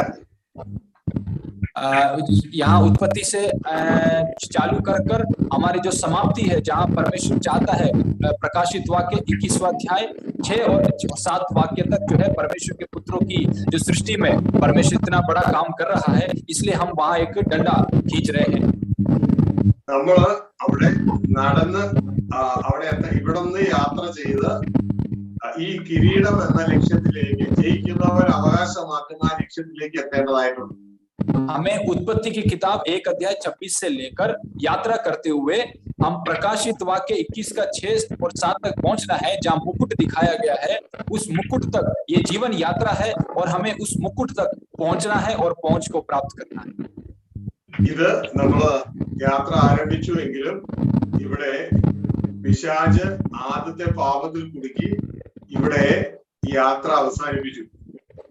और आगे भले ही उत्पत्ति की किताब से यात्रा जरूर शुरू हुई, लेकिन देखिए बीच में शैतान ने पाप लाने के द्वारा आदम को और आदम के रास्ता को यात्रा को ഇതുകൊണ്ടാണ് ദൈവത്തിന്റെ വചനത്തിൽ പറയുന്നത് ആദത്തിൽ എല്ലാവരും മരിക്കുന്നു. ആ യാത്ര മരണത്തിന്റെ യാത്രയാണ്. इसलिए परमेश्वर का वचन इस प्रकार कहता है, आदम में सब कोई मरते हैं क्योंकि वो यात्रा मृत्यु की यात्रा। ആ റോഡിന് നമ്മൾ അതുകൊണ്ട് പേരിട്ടു ആദം റോഡ്, അല്ലെങ്കിൽ നമുക്ക് വേറൊരു പേരും കൂടി ഇടാം, ആ റോഡിന് ഡെത്ത് റോഡ്। और इसलिए उस रास्ते का नाम हमने आदम रोड रखा है, आदम रोड या आदम का रास्ता या फिर मृत्यु का रास्ता। ഹല്ലേലൂയ। അതുകൊണ്ട് ആദം റോഡിലൂടെ ആരും യാത്ര ചെയ്യരുത്, അത് മരണത്തിന്റെ റോഡാണ്। इसलिए आपसे निवेदन है, कोई भी आदम के रास्ते में से यात्रा ना करे क्योंकि ये मृत्यु की रास्ता है। ഹല്ലേലൂയ। हालेलुया। എന്നാൽ ആ മാനവകുലം ആദം റോഡിലൂടെ യാത്ര ചെയ്ത് അവർ നിത്യമരണത്തിലേക്ക് യാത്രയാകുമ്പോൾ സ്വർഗത്തിലെ ദൈവം ഇവർക്ക് ഒരു രക്ഷകനെ അയച്ചു, തന്റെ മകനായ ഒരേ ഒരു മകനായ യേശു ക്രിസ്തുവിനെ। हाँ, जैसे कि हम यहाँ देखते हैं कि जब इंसान जो है उत्पत्ति से शुरू होकर अपने इस आदम के रास्ते से होते हुए मृत्यु की ओर, अनंत मृत्यु की ओर जब आगे बढ़ रहा था, तो परमेश्वर ने हम पर दया किया और अपने एकलौते पुत्र अर्थात यीशु मसीह को हमारे लिए इस जगत में भेजा। ഹല്ലേലൂയ। അങ്ങനെ സ്വർഗ യേശു ക്രിസ്തു കാൽവരി ക്രൂസിലെ യാഗത്തിലൂടെ ഒരു പുതിയ വഴി, ആദം വഴി ബ്ലോക്ക് ആയതുകൊണ്ട് പുതിയ വഴി തുറന്നു। इसलिए जब हम यहाँ देखते हैं, जब आदम का रास्ता वहां ब्लॉक हो गया या आगे ना जाना हुआ, इसलिए परमेश्वर हमारे लिए एक नया रास्ता, एक नवीन मार्ग हमारे लिए तैयार करता है। ആ വഴിയാണ് നിങ്ങൾക്ക് ഇവിടെ കാണാം, ഇതാ നേരെ മുകളിൽ ഒരു പുതിയ ഒരു പോയിന്റ് ഇട്ടു, ഒരു പുതിയ വഴി, അതുവഴി സ്വർഗത്തിലെ ദൈവം തന്റെ പുത്രനായ യേശു വഴി തുറന്നു। ആ വഴിക്ക് നമ്മൾ പേരിട്ടു സാൽവേഷൻ റോഡ്। इसलिए परमेश्वर उस रास्ते को छोड़ते हुए एक नया रास्ता हमारे लिए मनुष्य जाति के लिए तैयार करता है। वो उसको इसलिए हमने उसको उद्धार का सड़क या उद्धार का रास्ता नाम दिया है, जो इस नए बिंदु पर, जो आपको नया दिख रहा है, नए बिंदु पर समाप्त होता है। ഹല്ലേലൂയ। हालेलुया। പ്രിയ സഹോദരങ്ങളെ, ഇതുകൊണ്ടാണ് യെശയ്യാ എബ്രായ ലേഖനം 10:19 പറയുന്നത്, കാൽവരി ക്രൂശിൽ യേശു ക്രിസ്തു ജീവനുള്ള പുതിയ വഴിയെ തുറന്നു। और इसलिए प्रिय मेरे प्रभु के दासों, इब्रानियों की पत्री 10वां अध्याय में यीशु इस प्रकार लिखा है कि काल्वरी के द्वारा यीशु मसीह ने एक नया रास्ता, एक नया मार्ग हमारे लिए तैयार किया है। ഹല്ലേലൂയ। हालेलुया। ഇത് കൊണ്ട് നമുക്ക് ഇപ്പോ ആ ചിത്രത്തില് നമുക്ക് ആ യേശു ക്രിസ്തു പുതിയൊരു മാർഗം തുറന്നത് നമുക്ക് ആ ചിത്രത്തിൽ കൊണ്ടുവരാം। अभी हम वो चित्र में देख सकते हैं कि यीशु मसीह ने किस प्रकार एक नया रास्ता या एक नया मार्ग हमारे लिए तैयार किया। हालेलुया। हालेलुया। യേശു ക്രിസ്തു കാൽവരി ക്രൂശിൽ യാഗമായത് കണ്ടോ? आप क्या देख सकते हैं कि यीशु मसीह काल्वरी के क्रूस पर एक बलिदान बने हुए हैं। യേശു അവിടെ എന്തുണ്ടാക്കുമായിരുന്നു? यीशु वहां क्या कर रहे, क्रूस पर क्या कर रहे हैं? യേശു ക്രൂശിൽ വെച്ച് റോഡ് ഉണ്ടാക്കുമായിരുന്നു। यीशु मसीह क्रूस पर एक नया मार्ग अर्थात एक नया सड़क बना रहे हैं। हालेलुया। हालेलुया। ആ ചിത്രം നമുക്ക് ഈ ടോപ്പിൽ വെക്കാം। इसलिए उस चित्र को हम उठाकर उस बिंदु पर हम रखते हैं। हालेलुया। हालेलुया।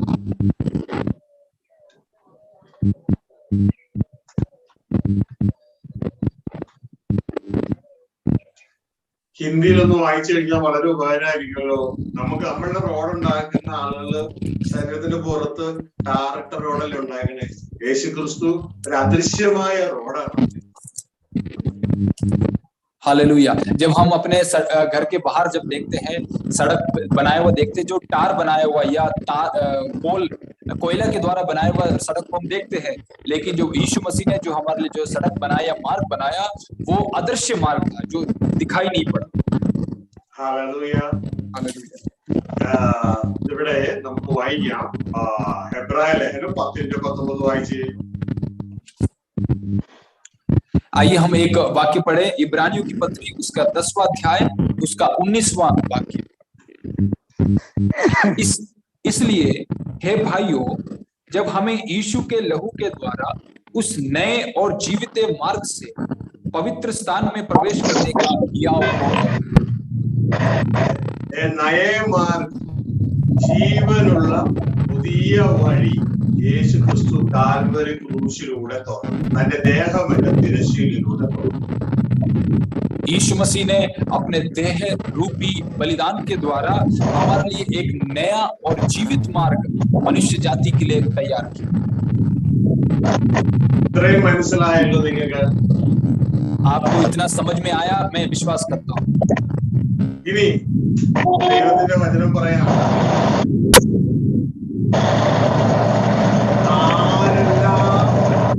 ആരെല്ലാം ഈ യേശുവിനെ, ഈ രക്ഷകനെ വിളിച്ചപേക്ഷിക്കുന്നു അവരെല്ലാം രക്ഷപ്പെടും. वचन इस प्रकार सिखाता है, जो कोई यीशु का नाम लेगा वो सब उद्धार पाएंगे।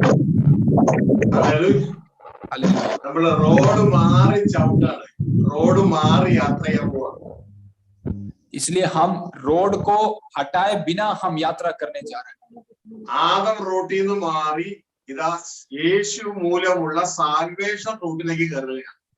इसलिए आदम रोड से हम हटकर हम यीशु द्वारा तैयार किए गए उद्धार के मार्ग पर यात्रा करने जा रहे हैं। Hallelujah, hallelujah. അപ്പൊ നമ്മള് ഇങ്ങനെ യാത്ര ചെയ്യാൻ തുടങ്ങി. മുകളിലേക്ക് യേശുക്രിസ്തുവിലൂടെയുള്ള യാത്രയാണ്. യേശുക്രിസ്തുവിന്റെ നാമത്തെ വിളിച്ചപേക്ഷിക്കുന്ന യാത്രയാണ്. हाँ, ये यात्रा जो है यीशु मसीह को पुकारने का या यीशु मसीह को नाम लेने का एक यात्रा है, जो हम ये ऊपर की तरफ जो एरो आपको दिख रहा है ऊपर की तरफ हम यात्रा कर रहे हैं।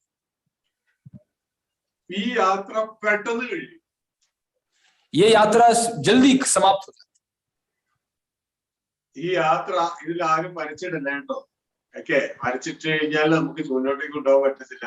ശ്രദ്ധിച്ച്, ഈ യാത്ര പെട്ടെന്ന് കഴിയും. യേശുവിനെ നാം കർത്താവായി സ്വീകരിക്കുന്ന നിമിഷം ഈ റോഡിലൂടെയുള്ള യാത്ര ടപ്പ് എന്ന് പറയുന്നത്. जैसे ही हम हमारे मसीह जीवन में यीशु मसीह को उद्धारकर्ता के रूप में स्वीकार करते हैं, ये भर में ही समाप्त हो। പക്ഷേ സ്വർഗരാജ്യത്തെ അവകാശമാകത്തില്ല. लेकिन स्वर्ग का राज्य हमें इसके द्वारा प्राप्त नहीं हो सकता। ഈ യാത്രയിലൂടെ നമുക്ക് സ്വർഗരാജ്യം അവകാശമാക്കാൻ പറ്റും. इस यात्रा के जरिए हमें स्वर्ग का राज्य प्राप्त हो सकता है। ഈ യാത്ര ഇല്ലാതെ സ്വർഗരാജ്യം അവകാശമാകാനും പറ്റും. लेकिन इस यात्रा को केवल करने से स्वर्ग राज्य हमें जरूरी नहीं मिलना। ഈ യാത്ര ചെയ്യാതെ സ്വർഗരാജ്യത്തിൽ എത്താനും പറ്റും. और इस यात्रा को करे बिना हम स्वर्ग राज्य में पहुंच भी नहीं सकते। ഇനി ഈ യാത്ര ചെയ്താലും സ്വർഗരാജ്യത്തിൽ എത്താൻ പറ്റും. अगर ये यात्रा करते हैं तो भी स्वर्ग राज्य में ना पहुंचने के अवसर है। ഇനി ഇവിടെ നിന്ന് അടുത്തൊരു റോഡുണ്ട്. ആ റോഡിലൂടെ പോയാലേ സ്വർഗരാജ്യത്തിൽ എത്താൻ പറ്റും. और इस रोड के बाद एक और रोड है जिसमें प्रवेश करने के बाद ही हम स्वर्ग के राज्य में प्रवेश कर सकते हैं। ആ റോഡാണ് നിങ്ങൾക്ക് അടുത്തത് കാണാം. മൂന്നാമത്തെ റോഡ് ജീസസ് റോഡ്. और तीसरा जो सड़क है वो हमारे सामने है, वो है यीशु के सड़क या जीसस रोड। Hallelujah, hallelujah. ഈ റോഡ് മുഴുവനും എറ്റേണൽ ലൈഫിന്റെ റോഡാണ്, അല്ലെങ്കിൽ കിങ്ഡം റോഡാണ് ഇത് മുഴുവൻ. ये जो सड़क है वो पूर्ण रूप से अनंत जीवन का सड़क या लॉन्ग या लंबे जो मंजिल का सड़क है। ആദം റോഡ് എന്ന് പറയുന്നത് മരണത്തിന്റെ റോഡാണ്. आदम का जो सड़क है वो मृत्यु की सड़क है। എന്നാൽ സാൽവേഷൻ റോഡും ജീസസ് റോഡും ഇതൊക്കെ എറ്റേണൽ ലൈഫിന്റെ റോഡാണ്, അല്ലെങ്കിൽ ദൈവരാജ്യത്തിന്റെ റോഡാണ്. लेकिन जो उद्धार का जो मार्ग है या सैल्वेशन रोड है या फिर यीशु का जो मार्ग है या जीसस रोड है, वो सब अनंत जीवन की ओर या स्वर्ग के राज्य की ओर हमें ले जाने वाला सब। ഇനി ഇന്ന് നമ്മൾ പഠിക്കുന്നത് മെയിൻ ഫോക്കസ് ചെയ്യുന്നത് ഈ രണ്ടിലും രണ്ട് രീതിയിലാണ് നമ്മൾ ഈ രണ്ട് പോയിന്റിൽ എത്തിച്ചേരേണ്ടത്. इसलिए इन दोनों मंजिलों में हमारे लिए पहुंचना दो तरीके से हम पहुंच सकते हैं, वही हमारा आज का मुख्य रूप से ध्यान का केंद्र है। ഈ മൂന്ന് റോഡിനെ കുറിച്ച് കഴിഞ്ഞ സന്ദേശത്തിൽ നമ്മൾ നന്നായിട്ട് പഠിച്ചതാ. इन तीनों सड़कों के बारे में हमने पिछले संदेश में भी बहुत ही ध्यान से पढ़ा था।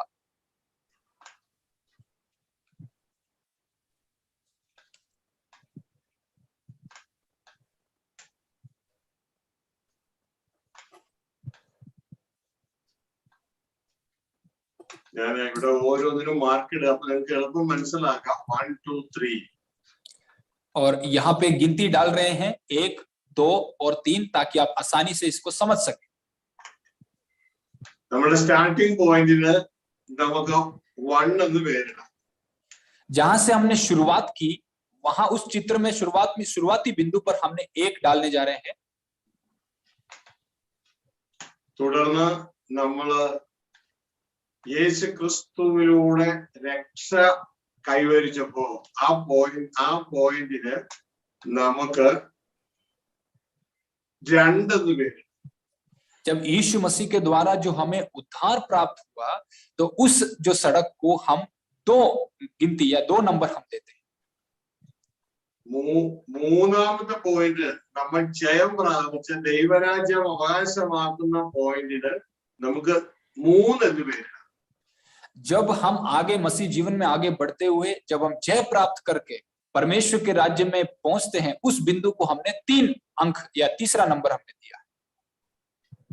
ഇതില് point number 1 two point number 2 വളരെ എളുപ്പത്തിൽ നമുക്കറിയാം. इसमें बिंदु 1 से लेकर बिंदु 2 तक हम आसानी से हम यहाँ पहुंच सकते हैं। പക്ഷെ പോയിന്റ് 2 നിന്ന് 3 പോരാൻ വലിയ പാടാണ്. लेकिन जो बिंदु नंबर 2 से 3 तक पहुंचना बहुत ही मुश्किल है। ഈ രണ്ട് റോഡിനും മൊത്തത്തിലുള്ള പേരെന്ന് പറയുന്നത് നിത്യജീവന്റെ വഴി അല്ല എങ്കിൽ ദൈവരാജ്യത്തിന്റെ റോഡ് വഴി. इन दोनों सड़कों को अगर मिलाकर हम कहें तो इसको एक नाम दे सकते हैं अनंत जीवन का मार्ग या परमेश्वर के राज्य का मार्ग। ഇതിന് 2 ഭാഗങ്ങളുണ്ട്. രക്ഷിക്കപ്പെടുക, മറ്റൊന്ന് ദൈവരാജ്യ അവകാശമാണ്. इसके 2 भाग हैं, एक उद्धार पाना है और दूसरा परमेश्वर के राज्य में प्रवेश करना है। രണ്ടും നിത്യജീവന്റെ വഴിയാണ്. दोनों मार्ग अनंत जीवन का मार्ग, രണ്ടും സ്വർഗത്തിലെ ദൈവം യേശുവിലൂടെ ഒരുക്കിയതാണ്. दोनों मार्ग को यीशु मसीह के द्वारा परमेश्वर ने तैयार किया। ഒന്ന് ഭയങ്കര എളുപ്പമാണ്, യേശുവിനെ വിളിച്ചപേക്ഷിച്ചാൽ മാത്രം. एक जो मार्ग है बहुत आसान है कि हम केवल यीशु का नाम ले हमारा उद्धार। രണ്ടാമത്തേത് വലിയ പാടാണ്. യേശുവിനെ വിളിച്ചപേക്ഷിച്ചാലെന്ന് പറയാൻ എത്തത്തില്ല, യേശുവിനെ അനുഗമിക്കണം. दूसरा जो मार्ग है वो थोड़ा कठिन है, थोड़ा मुश्किल है, क्योंकि यहाँ पे यीशु का नाम लेने से काम नहीं चलेगा। यीशु को फॉलो करना या उसका पीछा करना जरूरी है। യേശുവിനെ അനുഗമിച്ച് യേശുവിനോട് പഠിച്ച് ആ യേശു ക്രിസ്തുവിന്റെ ആ സ്വഭാവം പ്രാപിച്ചെങ്കിലേ നമുക്ക് അവിടെ എത്തുവാൻ കഴിയും. दूसरा मार्ग जो ऐसा मार्ग है कि हम जब यीशु का अनुगमन करें, यीशु से सीखें, यीशु के समान हमारा स्वभाव हो, तभी हम अपने उस राज्य में या उस मंजिल पे पहुंच पाए। നിങ്ങൾ ചിന്തിക്കും ഇതെന്താ 2 വഴി, ഭയങ്കര എളുപ്പമല്ലേ, യേശുവിനെ വിളിച്ചപേക്ഷിച്ച് അവിടെ എത്തത്തില്ലേ, പിന്നെ യേശുവിനെ കർത്താവ് എന്ന് പറഞ്ഞ പോരെ അവിടെ എത്തത്തില്ലേ, പിന്നെ ഇതിൽ ഈ 2 വഴി. तो आप सवाल ये पूछेंगे कि ये कैसी बात है, ये 2 मार्ग किस लिए? ये तो केवल यीशु का नाम लेने से हम तो उद्धार हो जाएगा, हम स्वर्ग में पहुंच जाएंगे, फिर ये 2 मार्ग किस लिए? ആദ്യത്തെ ഇത് 2 ആവശ്യമാണ്, പക്ഷേ ആദ്യത്തെ എളുപ്പവും രണ്ടാമത്തെ പ്രയാസവും. हाँ, लेकिन दोनों मार्ग जरूरी है, लेकिन एक की पहले वाले की तुलना में दूसरा वाला मार्ग थोड़ा सा कठिन है। ആദ്യത്തേത് നമ്മള് റോമലേഖനം 10:9 പറയുന്നത് പോലെ യേശുവിനെ കർത്താവേ എന്ന് വിളിച്ചപേക്ഷിച്ച് ഒറ്റ അടിക്ക് നമ്മള് പോയിന്റ് നമ്പർ 1 പോയിന്റ് नंबर 2 और पहला जो मार्ग में हम अगर यीशु मसीह को प्रभु करके स्वीकार करते हैं, तभी हम पॉइंट नंबर या बिंदु नंबर 1 से बिंदु नंबर 2 पर पहुंच जाते हैं। हालेलुया। आमीन। കാരണം അത് വിലയില്ലാഞ്ഞിട്ടല്ല, അത് പ്രയാസമില്ലാഞ്ഞിട്ടല്ല, അതിനു വേണ്ടിയുള്ള എല്ലാ പ്രയാസങ്ങളും യേശു ക്രിസ്തു വഹിച്ചു. उसका कारण ये है, ये मार्ग आसान होने का कारण ये है क्योंकि इसमें मुश्किलात नहीं है, ऐसा नहीं है, परंतु उसका कारण ये है यीशु मसीह ने हमारे लिए सभी दुखों को, दर्द को, वेदनाओं को सह लिया। हालेलुया। നമുക്കാണ് ഇത് സൗജന്യമായിട്ട് നൽകി. इसलिए यीशु ने हमें मुफ्त में हमें ये मार्ग प्रदान किया। അതുകൊണ്ട് നമ്മള് യേശുവിനെ സ്വീകരിച്ചതോടുകൂടെ യേശു ചെയ്തതൊക്കെ നമുക്ക് സൗജന്യമായിട്ട് കിട്ടും. इसलिए यीशु ने जो हमारे लिए उद्धार का कार्य किया, उसके कारण हमें ये सब चीजें मुफ्त में मिल जाती है। ഇതുകൊണ്ടാണ് ദൈവത്തിന്റെ വചനം പറയുന്നത്, അവന്റെ നാമം വിളിച്ചപേക്ഷിക്കുന്ന ഏവനും രക്ഷിക്കപ്പെടും. इसलिए परमेश्वर का वचन इस प्रकार कहता है, उसका नाम लेने वाला हर एक व्यक्ति वो उद्धार पाएगा। ഹല്ലേലൂയ। രക്ഷിക്കപ്പെടും എന്ന് പറഞ്ഞാൽ അതിന്റെ അർത്ഥം സ്വർഗരാജ്യ അവകാശമാക്കി എന്നല്ല. उद्धार पाने का अर्थ ये नहीं है कि स्वर्ग का राज्य का वो वारिस बन गया। രക്ഷിക്കപ്പെടുക എന്ന് പറഞ്ഞാൽ ഏതോ കുഴിയിൽ ഈ ആള് പോയി വീണു, ഏതോ കേസുകെട്ടിൽ പോയി വീണു, അപ്പോ ഒരാള് വന്ന് ഈ കുഴിയിൽ നിന്ന് അവനെ എടുത്ത് പുറത്തു വെച്ചു എന്ന് അതിന്റെ അർത്ഥം. उद्धार पाने का अर्थ इतना ही है कि कैसे कोई गलती से किसी गड्ढे में गिर गया तो किसी ने दया खाकर उस गड्ढे में से उस व्यक्ति को बाहर निकाला, बस उद्धार पाने का अर्थ इतना ही। ആദം വീണ കുഴിയേതാ? आदम जिस गड्ढे में गिरा वो गड्ढा क्या है? പിശാച് അവരെ പറ്റിച്ച് പാപത്തിൽ കുടുക്കി. शैतान ने उनको धोखा देकर जो है पाप में गिरा दिया। അവർ മരണത്തിന്റെ കുടുക്കിലായി പോയി. वो मृत्यु के वश में हो गए। ദൈവം തന്റെ പുത്രനെ അയച്ച് കഴിഞ്ഞകാല പാപങ്ങളുടെ ശിക്ഷയിൽ നിന്ന് അവരെ സൗജന്യമായിട്ട് വിടുവിച്ചു. इसलिए परमेश्वर ने मनुष्य के द्वारा जो पुराने जीवन के जो चाल चलन के द्वारा किए गए पापों से यीशु मसीह के बलिदान के द्वारा मुफ्त में उनको उसमें से छुड़ा लिया। അങ്ങനെ അവർ രക്ഷിക്കപ്പെട്ടു. കഴിഞ്ഞകാല പാപത്തിന്റെ മരണത്തിന്റെ പിടിയിൽ നിന്ന് അവർ രക്ഷപ്പെട്ടു. इसलिए वो लोग पाप के जो कर्म का जो फल था उसके अंदर से वो बचाए गए या छुड़ा लिए गए। അവർ പോയിന്റ് नंबर 2 इसलिए बिंदु नंबर 2 पर पहुंच गए। हालेलुया। हालेलुया। ഇവിടെ നമ്മൾ വ്യക്തതയോടെ മനസ്സിലാക്കേണ്ട കാര്യം എന്ന് പറയുന്നത്, यहाँ पे हमें एक बात जो समझने की है वो ये है,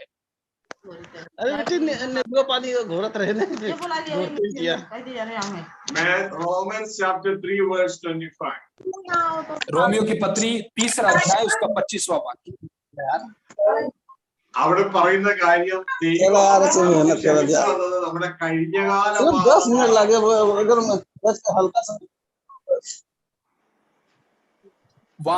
वहां इस प्रकार लिखा है कि परमेश्वर ने हमारे जो पाप पहले किए गए उन पर ध्यान नहीं दिया। हालेलुया। കഴിഞ്ഞകാല ജീവിതത്തിൽ എന്തൊക്കെ പാപം ചെയ്തോ അതെല്ലാം നമുക്ക് സൗജന്യമായി ക്ഷമിച്ച് നമ്മളെ ആ പാപക്കുഴിയിൽ നിന്ന് രക്ഷിച്ചെടുത്തു. ഇതിന്റെ പേരാണ് രക്ഷ. हाँ, जिस गड्ढे में, जिस पाप के गड्ढे में हम फंसे हुए थे, उस गड्ढे में से प्रभु यीशु मसीह के द्वारा परमेश्वर ने मुफ्त में हमें उसमें से निकालकर हमारे पुराने जो पाप किए गए थे उन पर ध्यान नहीं दिया। സന്തോഷമുണ്ടോ? क्या आप खुश हैं इस बात को सुनकर? പക്ഷെ നമ്മള് സ്വർഗരാജ്യാവകാശമാക്കിയോ ജീവവൃക്ഷത്തിന്റെ ഫലം കഴിച്ചോ? क्या हम परमेश्वर के राज्य में प्रवेश किए या जीवन के वृक्ष के फल हम खा पाए हैं? नहीं है, इതുവരെ കഴിച്ചിട്ടില്ല. यस, हमने अभी तक नहीं खाया है. പകുതി റോഡിലെത്തി. हम आधे रास्ते में पहुंच गए. കഴിഞ്ഞകാല പാപങ്ങളുടെ ശിക്ഷയിൽ നിന്ന് സൗജന്യമായി യേശുവിനെ വിശ്വസിച്ചത് കൊണ്ട് ഞാൻ രക്ഷപ്പെട്ടു. हम पिछले जीवन के पाप के जो काम थे, यीशु मसीह पर हमने विश्वास करने के द्वारा हम उसमें से उद्धार पा लिए. ഇനിയുള്ള റോഡ് ടഫാണ്. ഇനി അവിടുന്ന് സ്വർഗരാജ്യത്തിലേക്കുള്ള റോഡ് ഇടുങ്ങിയതും ഞെരുങ്ങിയതും കടക്കണമെങ്കിൽ പോരാടേണ്ടതും ഒക്കെ ആയ റോഡാണ്. അതിൽ കൂടെ ക്രിസ്ത്യാനികൾ പോകുന്നത് വിരളമാണ്. हाँ, लेकिन आगे को जो चलने वाला जो रास्ता है वो थोड़ा सकरा मार्ग है, वो कठिनाई भरा हुआ है, युद्ध करने वाला है. इसलिए जो है उसमें से बहुत ही कम लोग हैं, बिरले हैं जो उस मार्ग में होकर चल रहे हैं. ഞാൻ പറഞ്ഞതല്ല കേട്ടോ, യേശു പറഞ്ഞ കുറച്ചു പേരെ അതിലൂടെ പോകുള്ളൂ. ये बात मैंने नहीं की है, लेकिन ये बात यीशु मसीह ने कही है. യേശു പറഞ്ഞ കുറച്ചു പേര് അതിൽ കൂടി യാത്ര ചെയ്യുന്നുള്ളൂ. जी, यहाँ पे जो है ये बात मेरी ओर से नहीं है, परंतु यीशु मसीह ने स्वयं ये बात बोली है कि बहुत कुछ लोग हैं जो उस मार्ग से यात्रा करते हैं. മത്തായിയുടെ സുവിശേഷം 7-ാം അധ്യായത്തിൽ ഈ റോഡിനെ കുറിച്ച് കർത്താവ് പറഞ്ഞിട്ടുണ്ട്. ആളുകൾക്ക് മനസ്സിലായില്ല ഈ റോഡിന്റെ കാര്യം. मत्ती रचित सुसमाचार उसके 7वें अध्याय में यीशु मसीह इस मार्ग के बारे में बात करते हैं. 7:13 മുതൽ നമ്മൾ വായിക്കുമ്പോൾ അവിടെ യേശു ക്രിസ്തു ഈ വഴിയുടെയും വാതിലിന്റെ ഒക്കെ കാര്യം പറയുന്നുണ്ട്. ഭയങ്കര ഇടുങ്ങിയതാണെന്ന് പറയണേ. എന്നിട്ട് യേശു ക്രിസ്തു പറയാണ്, കള്ളപ്രവാചകന്മാരെ സൂക്ഷിച്ചോളാം, കാരണം അവർ ഇടുങ്ങിയ വഴിയെ കുറിച്ചൊന്നും പറയത്തില്ല, ജനം പോയി കുഴിയിൽ വീഴുകയും ചെയ്യും. താഴേക്ക് വായിച്ചേ, 13 മുതൽ വായിച്ചേ. आइए हम मत्ती रचित सुसमाचार उसके 7वां अध्याय 13 से हम पढ़ें. सकेत फाटक से प्रवेश करो, क्योंकि चौड़ा है वह फाटक और सरल है वो मार्ग जो विनाश को पहुंचाता है, और बहुत से हैं जो उससे प्रवेश करते हैं. क्योंकि ജീവനിലേക്ക് പോകുന്ന വഴി, क्योंकि सकेत है वह फाटक और कठिन है वो मार्ग जो जीवन को पहुंचाता है, और थोड़े हैं जो उसे पाते हैं. അടുത്ത വാക്യം കൂടി വായിച്ചു. झूठे भविष्यवक्ताओं से सावधान रहो, जो भेड़ों के वेश में तुम्हारे पास आते हैं, परंतु अंतर में वह फाड़ने वाले भेड़िए हैं. ശ്രദ്ധിച്ചാട്ടെ, ഇവിടെ വ്യക്തതയോടെ പറയുകയാണ്, വിശാല വഴി പ്രഖ്യാപിക്കുന്നവരുണ്ട്, എന്നാൽ അത് നാശത്തിലേക്കുള്ള വഴിയാണ്. എന്നാൽ ഇടുങ്ങിയ വഴി പറയുന്നവരുണ്ട്, അത് ജീവനിലേക്കുള്ള വഴിയാണ്. കള്ളപ്രവാചകന്മാരെ സൂക്ഷിച്ചു കൊള്ളണം, കാരണം അവർക്ക് ഇടുങ്ങിയ വഴിയൊന്നും പറയാനില്ല. यहाँ पे थोड़ा सा ध्यान देने की बात यह है, 2 प्रकार के मार्ग है. एक है चौड़ा मार्ग जो विनाश की ओर, नाश की ओर जाता है, और दूसरा मार्ग है सकेत मार्ग जो काफी चौड़ाई में कम है, लेकिन वो मार्ग कठिन है, लेकिन वो मार्ग जीवन को पहुंचाता है. लेकिन 15वें वाक्य में इस प्रकार कहता है कि झूठे भविष्यवक्ताओं से सावधान रहना, क्योंकि वो इस छोटे मार्ग या सकेत मार्ग के बारे में नहीं बताते. ഹല്ലേലൂയ. ഇനി യേശു ക്രിസ്തു ഇതേ വഴിയെ കുറിച്ച് വീണ്ടും പറയുന്നുണ്ട്. ഒരിക്കല് ഒരാൾ യേശുവിന്റെ അടുത്ത് വന്നിട്ട് പറഞ്ഞു, എനിക്ക് നിത്യജീവൻ പ്രാപിക്കാനായിട്ട് എന്ത് ചെയ്യണം, നിത്യജീവൻ പ്രാപിക്കുന്നത് ചുരുക്കമോ എന്നൊരു ചോദ്യം ചോദിച്ചു. യേശു അതിന് എന്താ ഉത്തരം പറയുന്നത് നമുക്ക് നോക്കാം. एक इस मार्ग के विषय में यीशु मसीह एक बार फिर से सुसमाचार में बोलते हैं. वो एक व्यक्ति उनके पास आकर पूछता है, जीवन पाने के लिए मैं क्या करूं? जब इस प्रकार का सवाल पूछता है तो यीशु मसीह उनको उत्तर देते हैं. ലൂക്കോസ് സുവിശേഷം 13-ാം അധ്യായം 23-ാം വാക്യത്തില് യേശുവിനോട് ഒരുത്തൻ ചോദിക്കുകയാണ്, രക്ഷിക്കപ്പെടുന്നോ? അതിന്റെ അർത്ഥം ജീവനിൽ കിടക്കുന്നവർ ചുരുക്കമോ അല്ലയോ എന്നായി ചോദിക്കണേ. യേശു അവരോട് ഉത്തരം പറയുകയാണ്, ജീവനിൽ കിടക്കാൻ നീ എന്ത് പറയാമോ? പോരാടണം. പലരും കിടക്കാൻ നോക്കും, കിടക്കാൻ പറ്റത്തില്ല എന്ന് ഞാൻ നിന്നോട് പറയും. लूका रचित सुसमाचार उसका 13वां अध्याय उसका 24वां वाक्य में इस प्रकार लिखा है, सॉरी 23 में एक व्यक्ति सवाल पूछते हैं, हे प्रभु क्या उद्धार पाने वाले थोड़े हैं? इस प्रकार के सवाल पर यीशु मसीह कहते हैं सके द्वार से प्रवेश करने के लिए वो बोलते। ഹല്ലേലൂയ. പലരും കടക്കാൻ നോക്കും, പക്ഷെ റിസൾട്ട് എന്താ? हाँ, कई लोग उसमें मार्ग में प्रवेश करने की कोशिश करेंगे, लेकिन उसका परिणाम क्या होता है? जीसस क्या बोला उधर? यीशु मसीह वहां क्या बोल रहे हैं? കടക്കത്തില്ല. वो बहुत से प्रवेश करना चाहेंगे और ना कर सके। എല്ലാം പിടുത്തം പ്രവേശിക്കാൻ ആഗ്രഹിക്കുന്നവർക്ക് പറ്റത്തില്ലെന്ന്. प्रवेश करना कई लोग चाहते हैं लेकिन नहीं कर पाएंगे, ये प्रभु का वचन सिखाता है। അത് ആരാ പറഞ്ഞേ? ये किसने बोला है? ഞാനാണോ പറഞ്ഞത്? क्या मैंने बोला है? ഞാനല്ല പറഞ്ഞേ, യേശു നേരിട്ടാ പറഞ്ഞേ. यीशु मसीह ने പറ്റില്ല. यीशु मसीह ने कहा है कि प्रवेश करना चाहेंगे पर नहीं कर सकते। പിന്നെ കടക്കണമെങ്കിൽ എന്നാ വേണമെന്ന് പറഞ്ഞേ? अगर जाना है तो क्या करना है, वहां क्या लिखा है? ഞാൻ ചോദിച്ചോട്ടെ, കടക്കണമെന്ന് നിങ്ങൾ ആഗ്രഹിക്കുന്നുണ്ട്? मैं एक सवाल आपसे करना चाहता हूं, क्या आप जीवन में प्रवेश करना चाहते हैं? യേശു എന്നാ ഉത്തരം പറഞ്ഞേ? यीशु वहां क्या उत्तर देता है? നടക്കത്തില്ല. പലരും കടക്കാൻ നോക്കും, പറ്റത്തില്ല. कई लोग प्रवेश करने की कोशिश करेंगे परंतु नहीं। പിന്നെ കടക്കണമെങ്കിൽ എന്നാ വേണം? अगर प्रवेश करना है तो क्या करना होगा? യേശു എന്നാ പറഞ്ഞേ? यीशु मसीह क्या बोलते हैं? കടക്കണമെങ്കിൽ പോരാടണം. यीशु बोलते हैं अगर आपको प्रवेश करना है तो युद्ध करना पड़ेगा। ഹല്ലേലൂയ. आमीन। ഇന്ന് നമ്മൾ ഇതുവല്ലോ ശ്രദ്ധിക്കാറുണ്ടോ? क्या हम ऐसी छोटी छोटी बातों को ध्यान देते हैं? ഇത് ചോട്ടി ചോട്ടി ബാത്തല്ല, ബടാ ബടാ ബാത്തേ. ഓക്കേ, ഇത് നമ്മൾ ശ്രദ്ധിച്ചില്ലെങ്കിൽ നമ്മൾ ദൈവമായിട്ട് കയറത്തില്ല. क्या ये छोटी बात नहीं, बहुत बड़ी बात है कि अगर हम इन बातों को ध्यान ना दे तो परमेश्वर के राज्य में प्रवेश नहीं कर पाएंगे। മത്തായി 7:21, 22, 23 വന്ന് നിൽക്കുന്നത് ദൈവദാസന്മാരും വിശ്വാസികളാ. അവര് വന്ന് വലിയ വഴിയായി, എളുപ്പ വഴിയായ രക്ഷയിലൂടെ അവിടെ എത്തി. രണ്ടാമത്തെ പോയിന്റിൽ എത്തി, പക്ഷെ മൂന്നാമത്തെ പോയിന്റിൽ എത്തിയില്ല. हाँ, मत्ती रचित सुसमाचार 7वां अध्याय में हम इस प्रकार पढ़ते हैं, वहां जो लोग खड़े हैं बाहर के लोग नहीं परंतु यीशु मसीह से संबंध रखने वाले, यीशु को जानने वाले लोग हैं, लेकिन वो लोग अंदर प्रवेश करना चाहते थे लेकिन प्रवेश ना कर पाए। तीसरा पॉइंट में नहीं आया, ദൈവരാജ്യത്തിൽ എത്തിയില്ല. वो तीसरे जो मार्ग है या तीसरा रोड है उसमें वो लोग नहीं आ पाए या परमेश्वर के राज्य में वो प्रवेश नहीं कर पाए। രണ്ടാമത്തെ പോയിന്റ് വരെ എത്തി. दूसरा पॉइंट तक या दूसरा बिंदु तक वो लोग पहुंच गए। അവർ യേശുവിനെ കർത്താവേ എന്ന് വിളിച്ചു. उन्होंने यीशु को प्रभु करके पुकारा।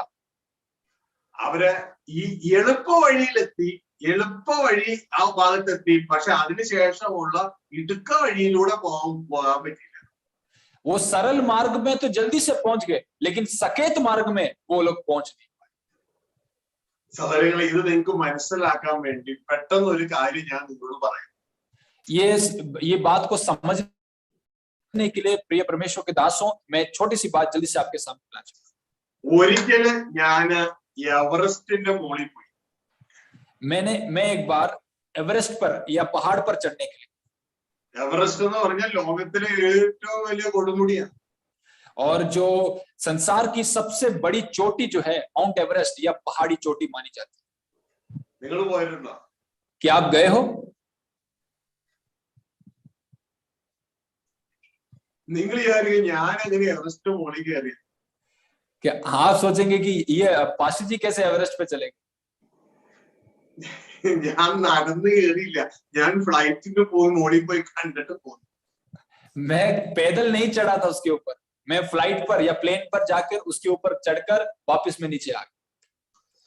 അന്ന് ഞാൻ ഒരു കാര്യം തിരിച്ചറിഞ്ഞു, അതിന്റെ മുകളിൽ കയറണമെങ്കിൽ വലിയ വലിയ കഠിന പ്രയാസമാണ്.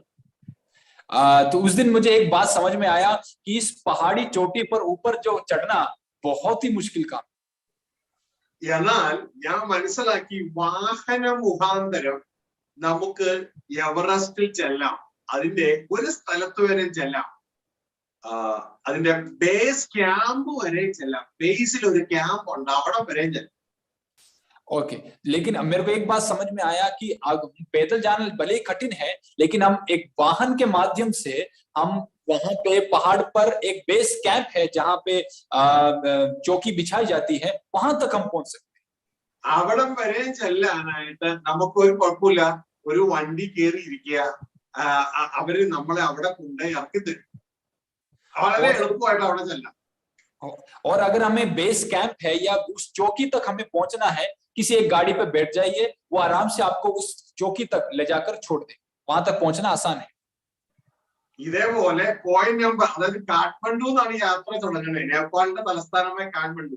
അവിടുന്ന് ഒരു വണ്ടി കയറി ഇരിക്കുക, എന്നിട്ട് നേപ്പാളിന്റെ എവറസ്റ്റിന്റെ ബേസ് ക്യാമ്പില് പോയി ഇറങ്ങുക.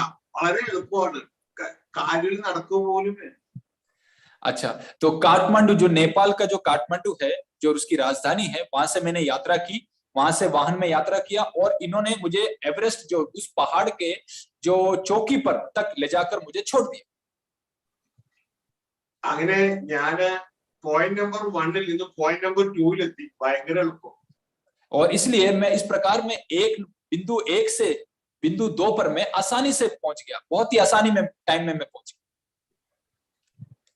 ഇതേപോലെയാണ് ആളുകൾ യേശുവിന്റെ നാമം വിളിച്ചു, യേശുവിന്റെ നാമം വിളിച്ചു പഠിക്കുന്നവർ ഏവൻ രക്ഷപ്പെടും, അവരൊക്കെ സൗജന്യമായിട്ട് രക്ഷപ്പെട്ടു.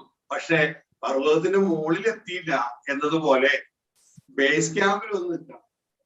इसी प्रकार हम भी जो है, जो मसीह लोग हैं, यीशु का जितने लोग नाम लेते हैं वो उद्धार पाते हैं, वो केवल एक बिंदु से दूसरे बिंदु तक ही पहुंचे हैं, वो पहाड़ के ऊपर नहीं पहुंचे, चोटी पर नहीं पहुंचे हैं, परंतु चौकी पर या नीचे उसके बेस कैंप पर ही अभी तक खड़े हैं या पहुंचे। ഇനി ആ മുകളിൽ എത്തണമെങ്കിൽ ഇനി വണ്ടിയിൽ പോകാൻ പറ്റത്തില്ല, ഇനി നമ്മൾ ഓരോ നിമിഷവും ഭൂഗുരുത്വാകർഷണ ബലത്തെ ഓവർകം ചെയ്ത് ആ മലയിലൂടെ നടന്നും വലിഞ്ഞും കയറിട്ട് കെട്ടിയും ഒക്കെ കയറണം. हाँ, इसलिए अब अगर हमें इसके ऊपर चढ़ना है, इस चौकी तक तो हम पहुंच गए, परंतु अगर हमें ऊंचे पहाड़ की चोटी पर पहुंचना है तो हमें जो पृथ्वी पर पाई जाने वाली गुरुत्वाकर्षण बल है उसका सामना करते हुए, रस्सी बांधते हुए, कठिनाइयों का सामना करते हुए हमें ऊपर चोटी तक पहुंचना। നമ്മള് അത് അനുദിനം ചെയ്തുകൊണ്ടിരുന്നാൽ ഇതാ ചില മണിക്കൂറുകൾ, ദിവസങ്ങൾക്കുള്ളിൽ നമ്മൾ അതിന് മുകളിൽ. अगर हम दिन प्रतिदिन अगर ऐसा करते रहे तो हम कुछ ही घंटों में या कुछ दिनों के अंदर हम ऊपर चोटी पर पहुंच जाएंगे। ഹല്ലേലൂയ. हालेलुया। ഇത് തന്നെ യേശുക്രിസ്തു പറയുന്നത്, നിങ്ങൾ എന്റെ നുകം ഏറ്റ് എന്നോട് പഠിച്ചാൽ നിങ്ങളുടെ ദേഹിക്ക് ആശ്വാസം കിട്ടും. इसलिए यीशु मसीह अपने वचन में इस प्रकार कहते हैं, अगर तुम मेरा जुआ अपने ऊपर उठाते हो और मुझसे सीखते हो तो तुम्हारा जो जीवन है वो आसान हो जाएगा।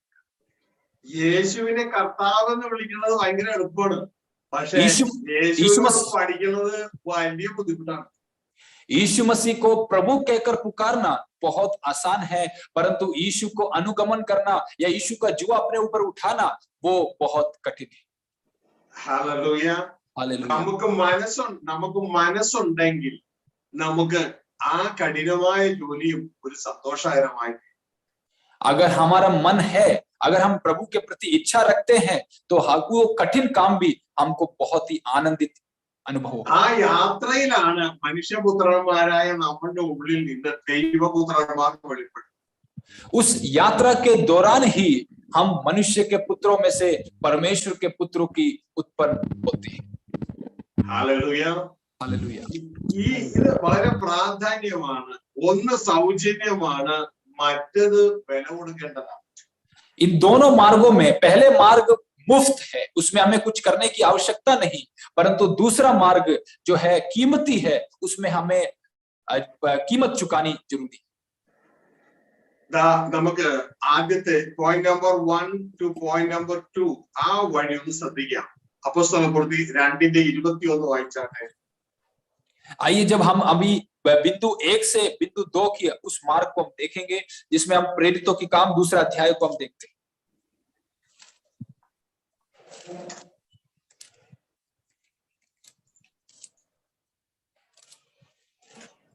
അവിടെ പറയുന്നു, യേശുവിന്റെ നാമം വിളിച്ചപേക്ഷിക്കുന്ന ഏവരും രക്ഷിക്കപ്പെടും. वहां लिखा है कि जो कोई यीशु का नाम लेगा वो सब उद्धार पाएंगे।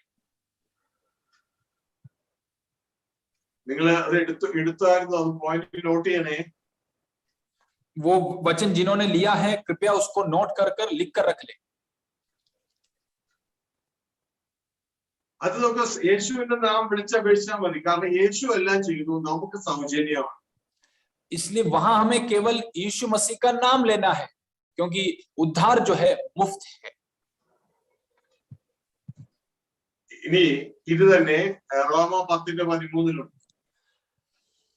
यही वाक्य हम रोमियो की पत्री 10वां अध्याय उसका 13वां वाक्य में भी हम देख सकते हैं। നമുക്ക് മറ്റൊരു വാക്യം കൂടി വായിക്കാം, റോമൻസ് 3:23.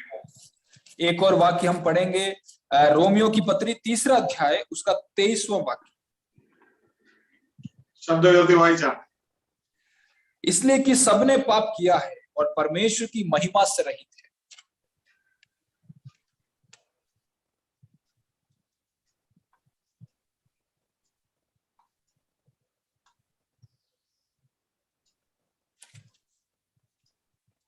ഇനി ഇതേ രീതിയിൽ തന്നെ റോമൻസ് 6:23 വായിച്ചു.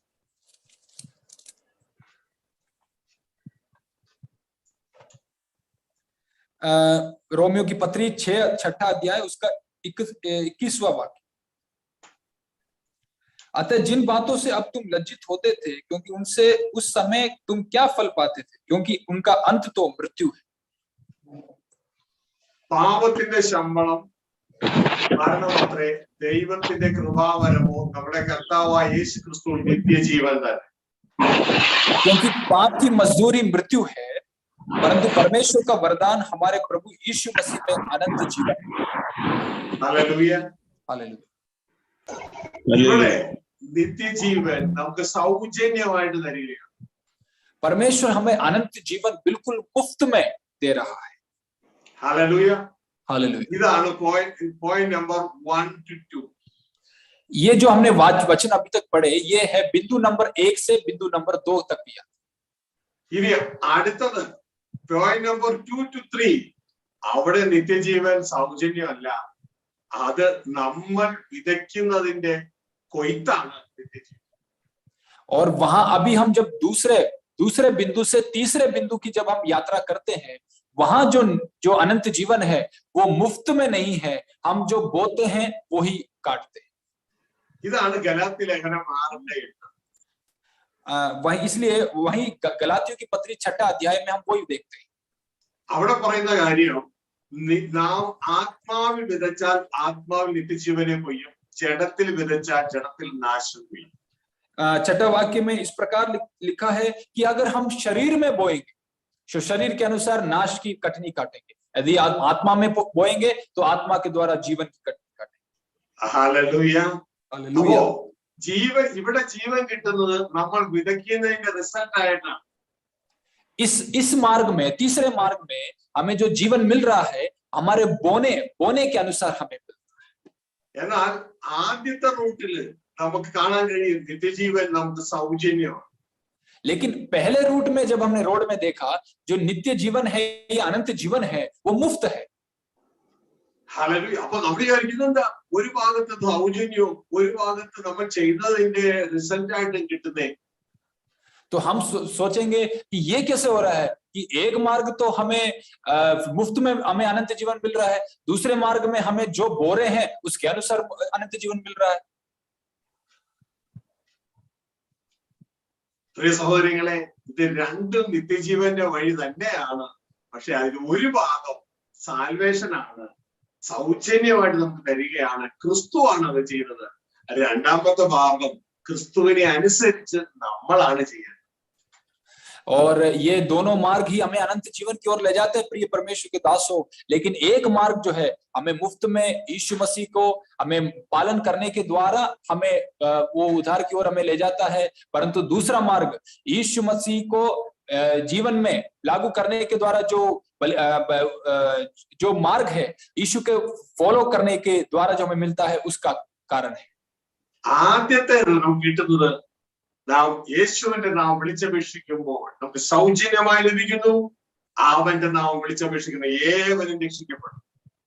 पहले मार्ग में हमें यीशु मसीह का नाम जो कोई भी लेगा उसको मुफ्त में वो मार्ग या उद्धार प्राप्त होता है.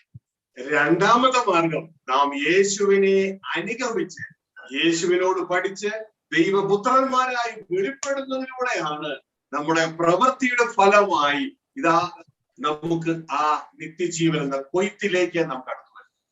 दूसरा जो मार्ग है उसका जो अनंत जीवन हमें मिलता है तब जब हम यीशु मसीह को अनुगमन दिन प्रतिदिन अनुगमन करके यीशु के समान बनकर यीशु के लिए हम जब त्याग सहकर जब यीशु को हम अपने जीवन देते हैं तब अब जो हम बोते हैं उसी के कटनी स्वरूप हम अनंत जीवन को प्राप्त करते हैं.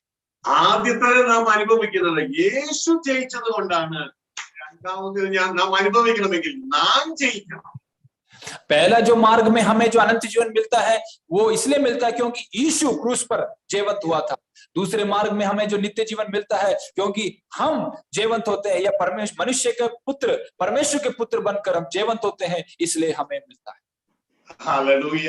ഈ സന്ദേശം കുഞ്ഞുങ്ങളെ നിങ്ങൾ മറക്കരുത്. നിങ്ങളുടെ ജീവിതത്തിൽ ദീപം പോലെ സൂക്ഷിക്കുക. ये प्रिय परमेश्वर के दासों, इन वचनों को हम ना भूलें परंतु अपने एक ज्योति के समान अपने दिल में इसको बसाएं. മനസ്സിലായോ? क्या आप हमारी बात को समझ रहे हैं? ആദ്യത്തെ സൗജന്യമാണ്. അത് യേശു ജയിച്ചതുകൊണ്ട് നമുക്ക് കിട്ടിയതാണ്.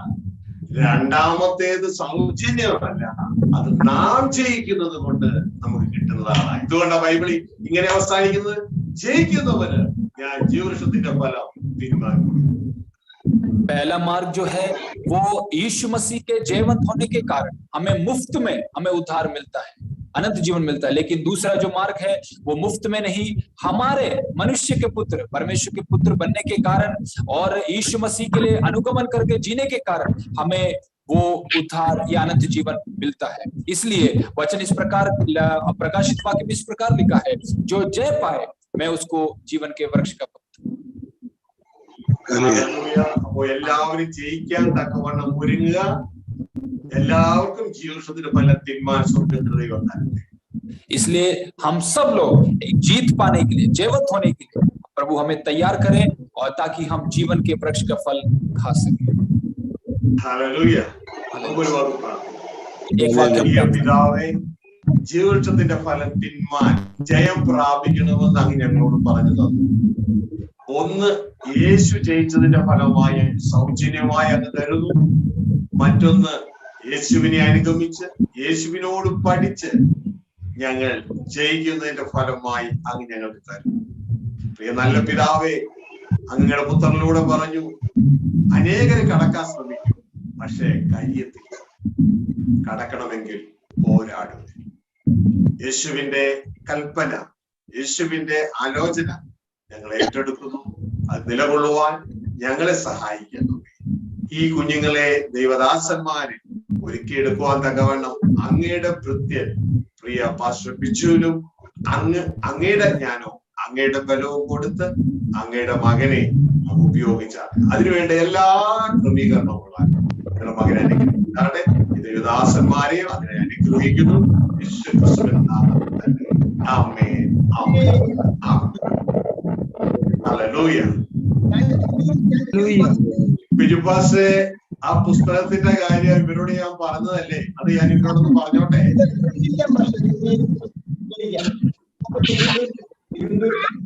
കേൾക്കുന്നില്ലല്ലോ പാസ്റ്റർ പറയണേ.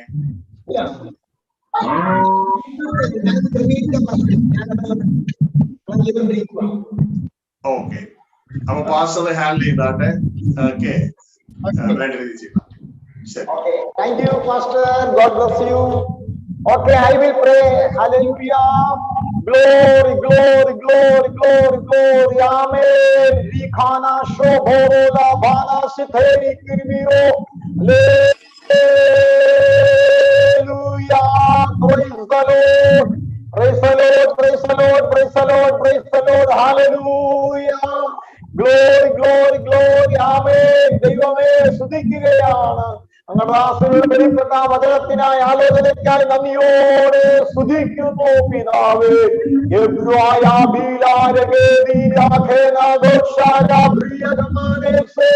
हालेलुया, बोलो यीशु मसीह की जय जय जय। आमीन। Praise the Lord. God bless you. Pastor Deepak, pastor प्रार्थना करो, आशीर्वाद करो। Pastor Deepak, praise the Lord. Praise the Lord. Pastor Deepak, pastor प्रार्थना करो, आशीर्वाद करो।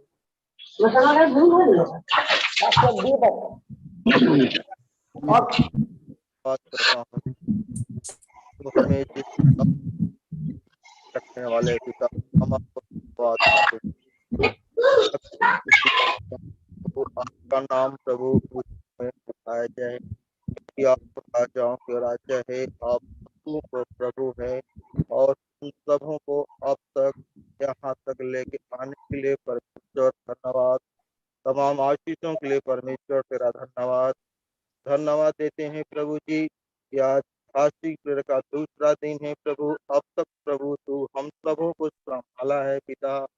धन्यवाद धन्यवाद आज की स्तुति और धन्यवाद देते हैं प्रभु आज की शिक्षा के लिए प्रभु, जो अपने दास के अपने वचन से प्रभु उन्हें वाच किया है प्रभु, जो हम सबों ने 3 मार्गों के विषय में सीखा है जानना है प्रभु जी, उसे अपने जीवन में लागू करने प्रभु जी।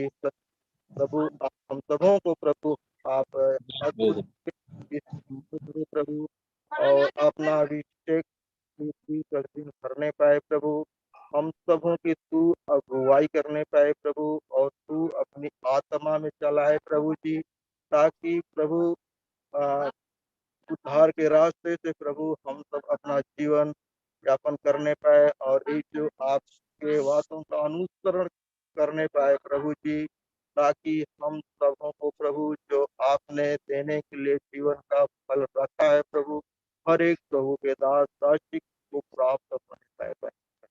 हम तेरा प्रभु हृदय से धन्यवाद देते हैं प्रभु, धन्यवाद धन्यवाद प्रभु।